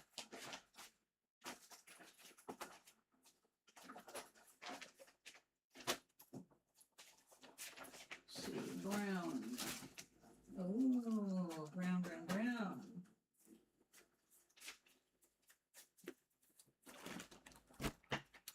Okay, so this is my collection of scraps. Not really so much scraps as stuff I've already torn off, and I just need separated. I don't want it to get wet. Now, I've got some cool stuff in this. I've got brown bamboo, gorgeous cocoa color, which will come in handy. Oh, good. I've got a variety of browns right here. Ooh, that's almost black. It's so brown. I say I need to use it because that's what she wants. But if I use too much, the light's not going to show through it. And that would kind of defeat the purpose. So we're not going to go with it that dark. Now this is actually a really dark cocoa. It looks black. But this is llama fur. Llama fur, I've got some gorgeous dark chocolatey colors in here. I bought the last 5 ounces the woman had in her shop, but it doesn't felt like wool, so it has to be used in conjunction with wool. And I did a test piece, and it ends up feeling so silky. Oh, sorry guys. And this is, they call that coffee, and I think that was actually light coffee, but I don't see a connection there.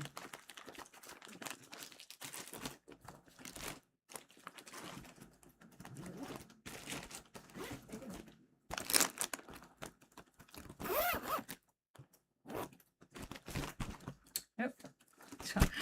Silly moi. Oh, wait a minute. That, we should definitely put that in there.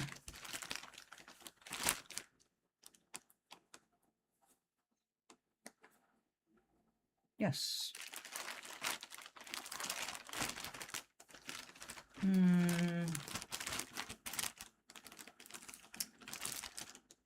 No. Too much. The colors work, but it won't let enough light through, so we're gonna skip it. This is the coolest thing about storing the wool. I can pile these up and they will just squash flat and it's still perfect. I don't have to protect it like my paper.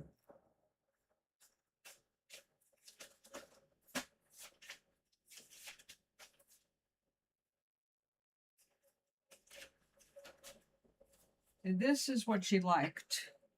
This is going to be cut into bookmarkers for the library. I said, do you like this side? Something like this, you know, where you got some different colors. Or that. She liked that, but then when she saw that, it was like that. It's like, okay, we'll do it. So, yeah, that'll be this afternoon's project.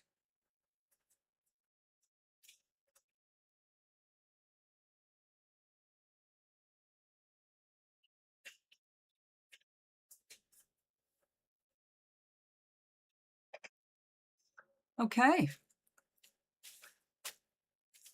What a world. What happened now?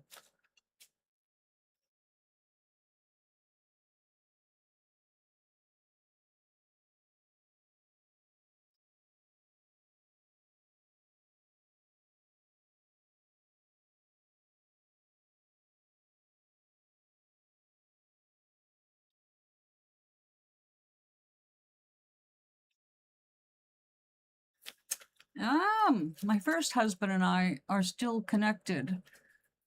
I have to write back to him later. He finally caught me up on what he just went through. And his daughter loves Connecticut. So, this November, he may visit with her, which would be awesome. I would love to see him. We were friends for 3 years after the divorce. We played cards at my apartment every Tuesday, even coming to my rescue. And I used to throw parties. We call it the Lonely Hearts Club. All us single people. So I'd throw like Thanksgiving or Valentine's Day parties and invite them. That included my ex-husband. We parted as friends and stayed friends for a while until he got remarried. And we were still in contact for a while, pardon me. But, you know, new wives. You don't want to make them jealous. Yes, of course. I'll be right back. Let me go get a couple of them before we get anything wet. Yeah, no, we're not going to get anything wet until I've had something to eat. So hold on a second.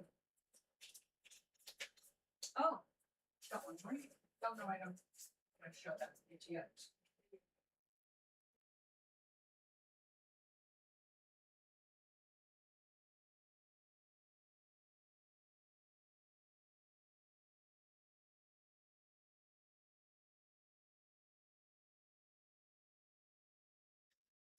Yeah, I don't know. I don't know how well it's going to show up because we've got so much light. So I'll see what I can do. I was using this one last night. Yeah, see, you can. It's not really glowing. It shows a little better. If I leave it in a sunny window, it lights it up too. So when it's lit up, you can see all the silk and stuff in it. The red sun was made as a separate piece that was felted into it. This one, I wanted it to be more like an aquarium. So this was formed around a larger vase.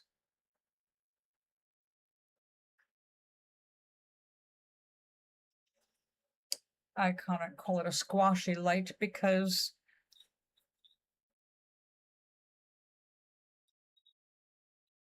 but I'll show you one that's not squashy. Now this one's cool. It's got silk on the inside too. And you can see how it glows with the light in it.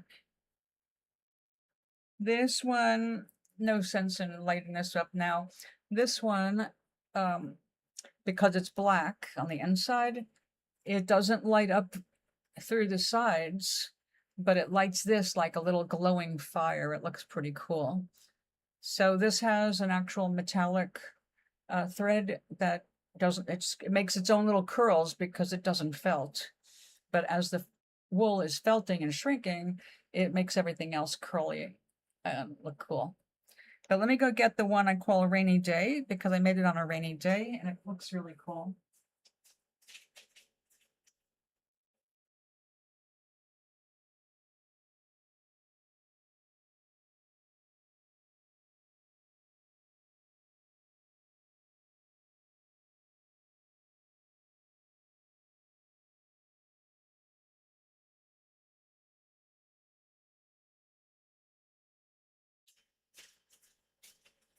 Okay, I used the vase that I just showed you a minute ago to make this one. And it was just perfect. It was a very rainy, overcast day, and I just felt like using these colors. And it worked out well. Now, this is purple light. It doesn't photograph well. But in the dark, in your room, it looks pretty cool. And of course, this whole thing has that purple glow when you're looking that way.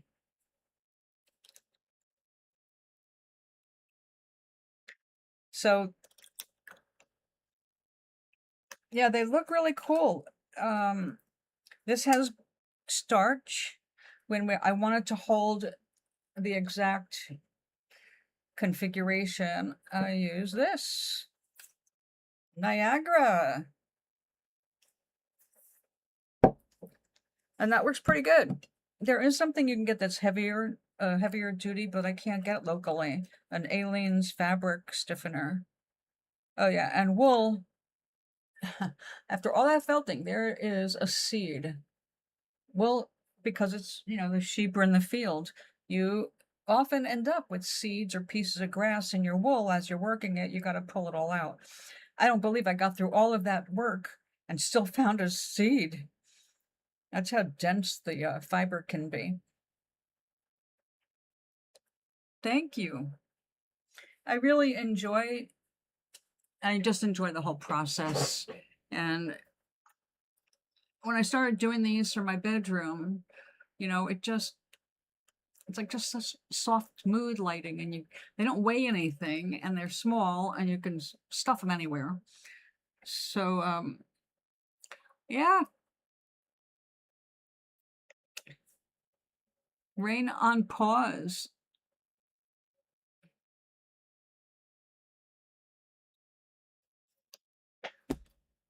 So now you know what keeps me busy. Well, this is my number one priority at the moment in terms of staying busy. The other is making sure I eat well.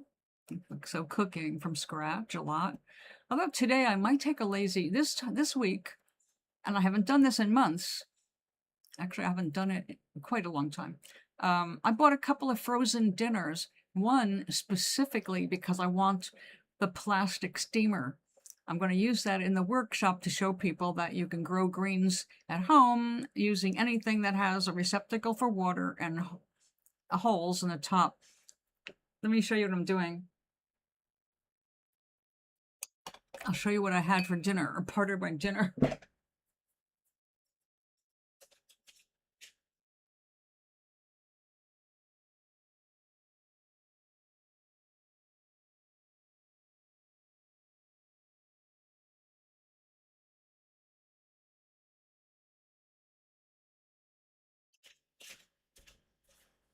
So I'm giving a workshop on how to sprout stuff.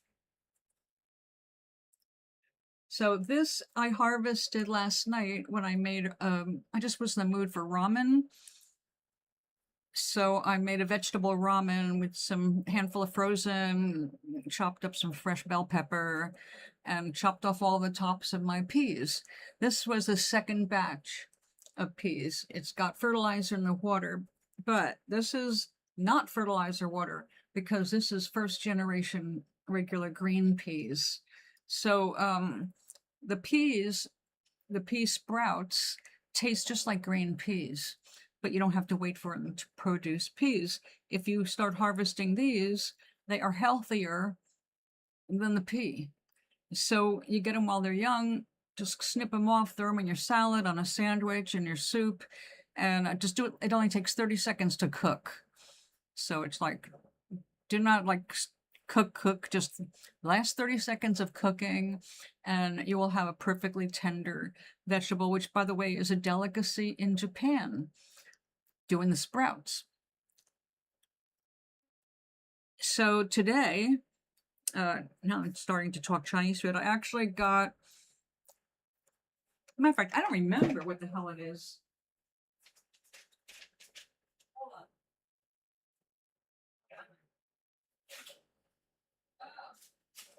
That's it.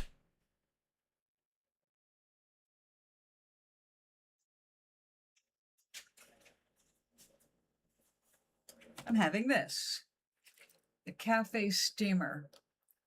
It's not gourmet food, but it has exactly what I was talking about. This container becomes a grower. So it's like, I want to have one to show the people what I'm talking about, that you can grow food on your windowsill with the most minimal things. These are just, your usual mason jars or bell jars. I spent $20 and I bought a bunch of these inserts because I like them and I wanted to try it this way. But you don't have to. I have other ways of doing it. Like I said, as long as you can have water in the bottom and holes in the top, then you have a way to grow some fresh stuff.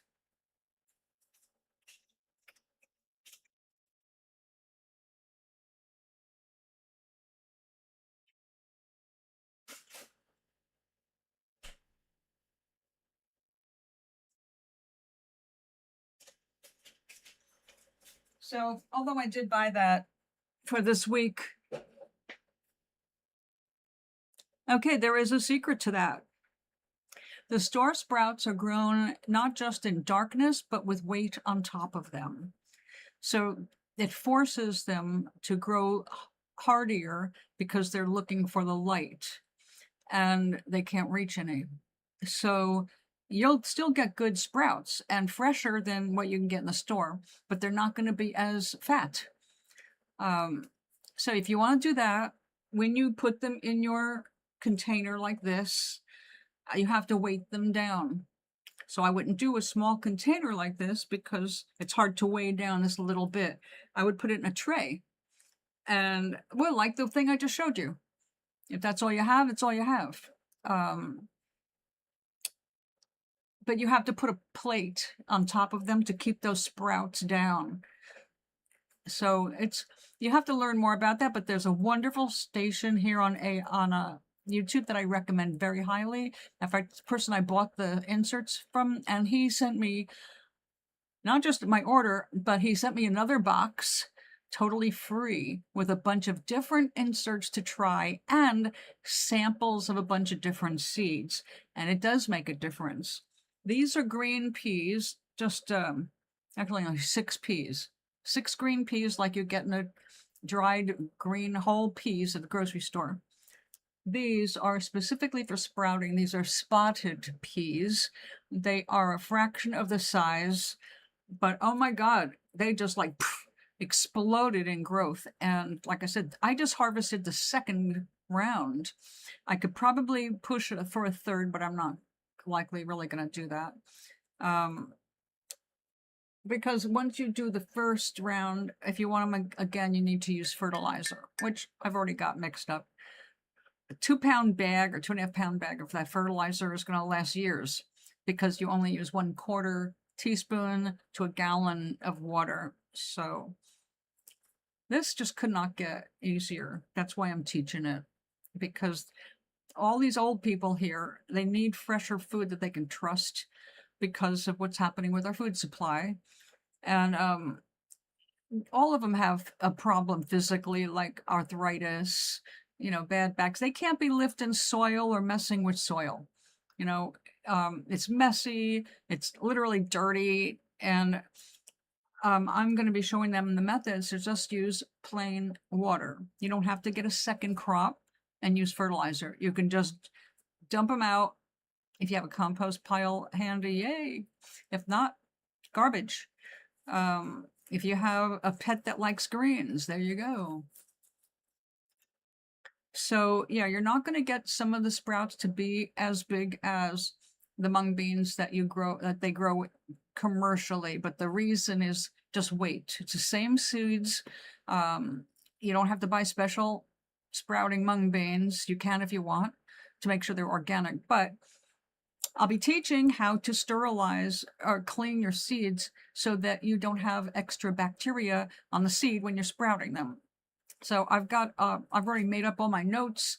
Just have to have the office print them out for me since I no longer have a workable printer. And everybody who attends is going to get I'm giving them all free trays.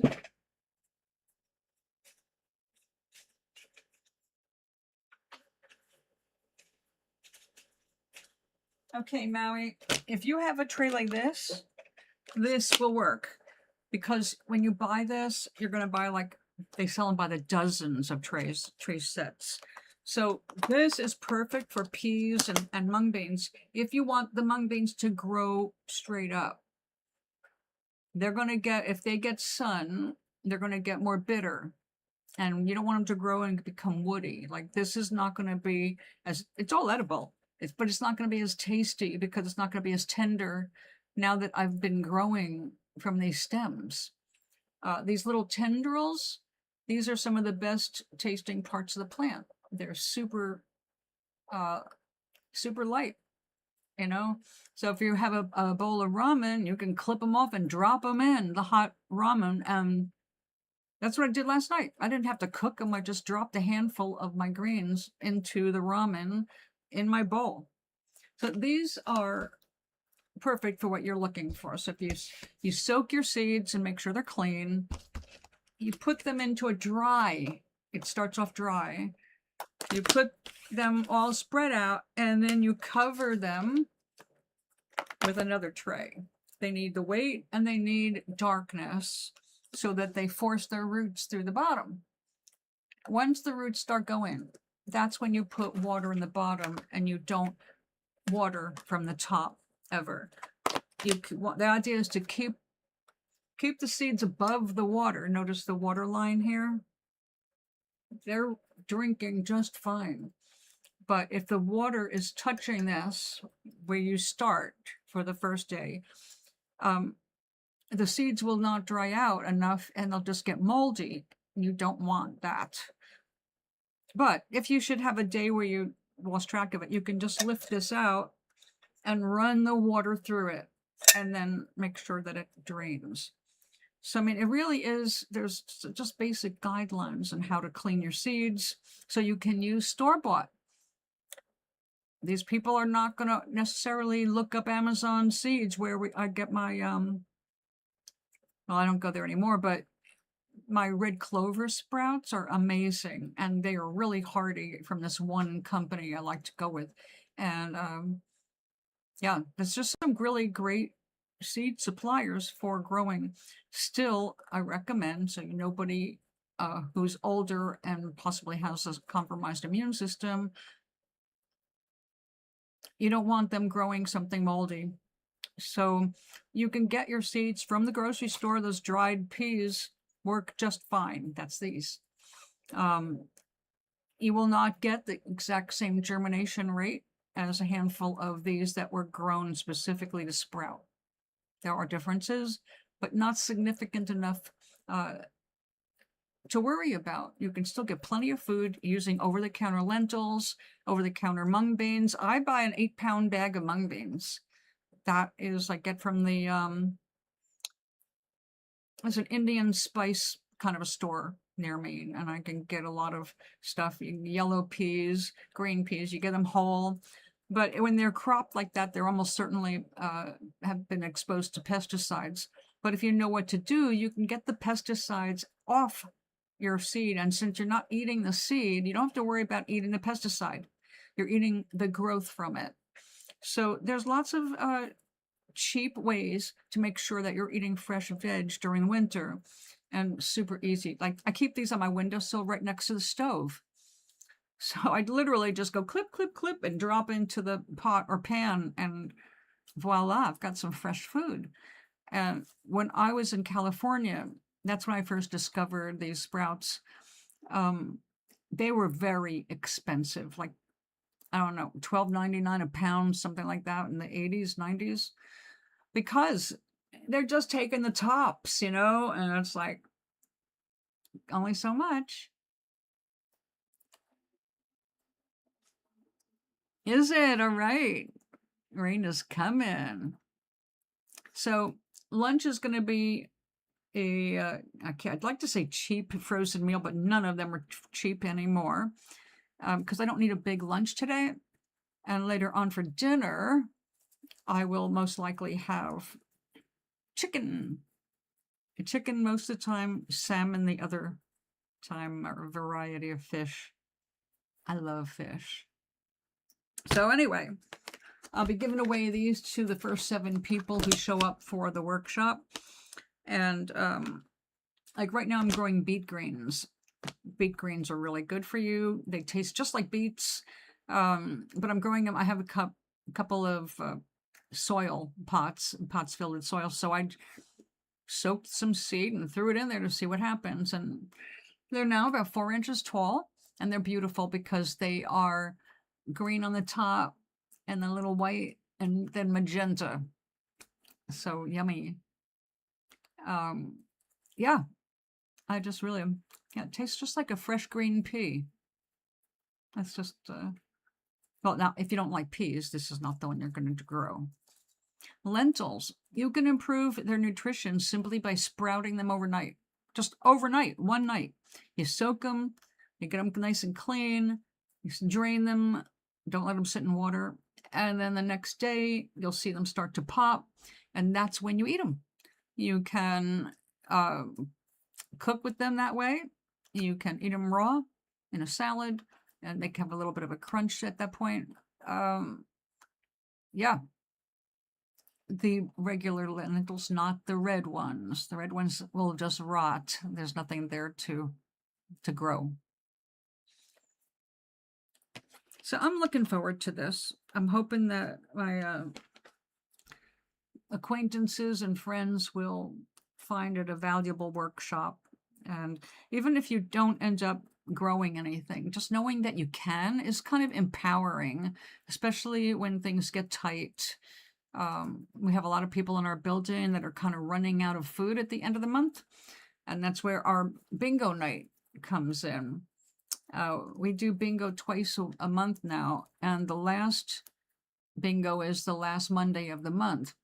And the reason that's so good is that people that still have money to cook, we cook and make basically a potluck meal for people who come to play bingo. So we know a bunch of people will eat just fine, at least that night. And there's almost always leftovers they're encouraged to take back to their apartments. So, we're learning to watch out for each other, but knowing you can do something on your own, it just makes you that much stronger. And when you hear bad news about agriculture, you don't get scared. You get like, hey, I know how to combat that. And even if you don't eat them, they're so pretty to watch grow. It's like having your own little jungle on your windowsill. I love it. So you got to weigh them down, Maui. That's how you get the fat mung bean sprouts. But understand that your sprouts are just as nutritious. There's nothing wrong with them. They're just not growing underweight in darkness. That's a technique. So the channel to look up growing techniques, and also if you want to try the inserts of any kind, so that you can just use water and nothing else. Keep on growing. Keep on growing here on YouTube. I highly recommend that guy. Mike is his name. Mike is an excellent teacher. He grows all kinds of things, lettuce and cabbage, and everything is hydroponic and as simple as he can make it. So people, again, feel empowered and getting good, healthy varieties of food that they're in complete control of. So speaking of food I'm in control of, I'm going to go eat. I'll be back after I have chilled out a little while, and we will work on this project for a lovely woman named Nellie. She is one of our wheelchair-bound people here. But she's a sweetheart, and she's the one that made these little gift bags for people to win at bingo. So, awesome person deserves to get something awesome back. So I will see you later. Alice, thank you so much for being here today. It's nice to reminisce, but it's also just nice to see you. Love, love, love. That's all we need. Doc, enjoy the rain coming in and the wind and the good feelings. I'm enjoying it, getting ready to come in, but it looks like we're going to have stormy weather Wednesday and Thursday, night and day and night,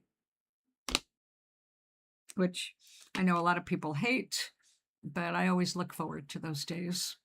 I'm a storm person. Born on a stormy day on a Wednesday. Who knew?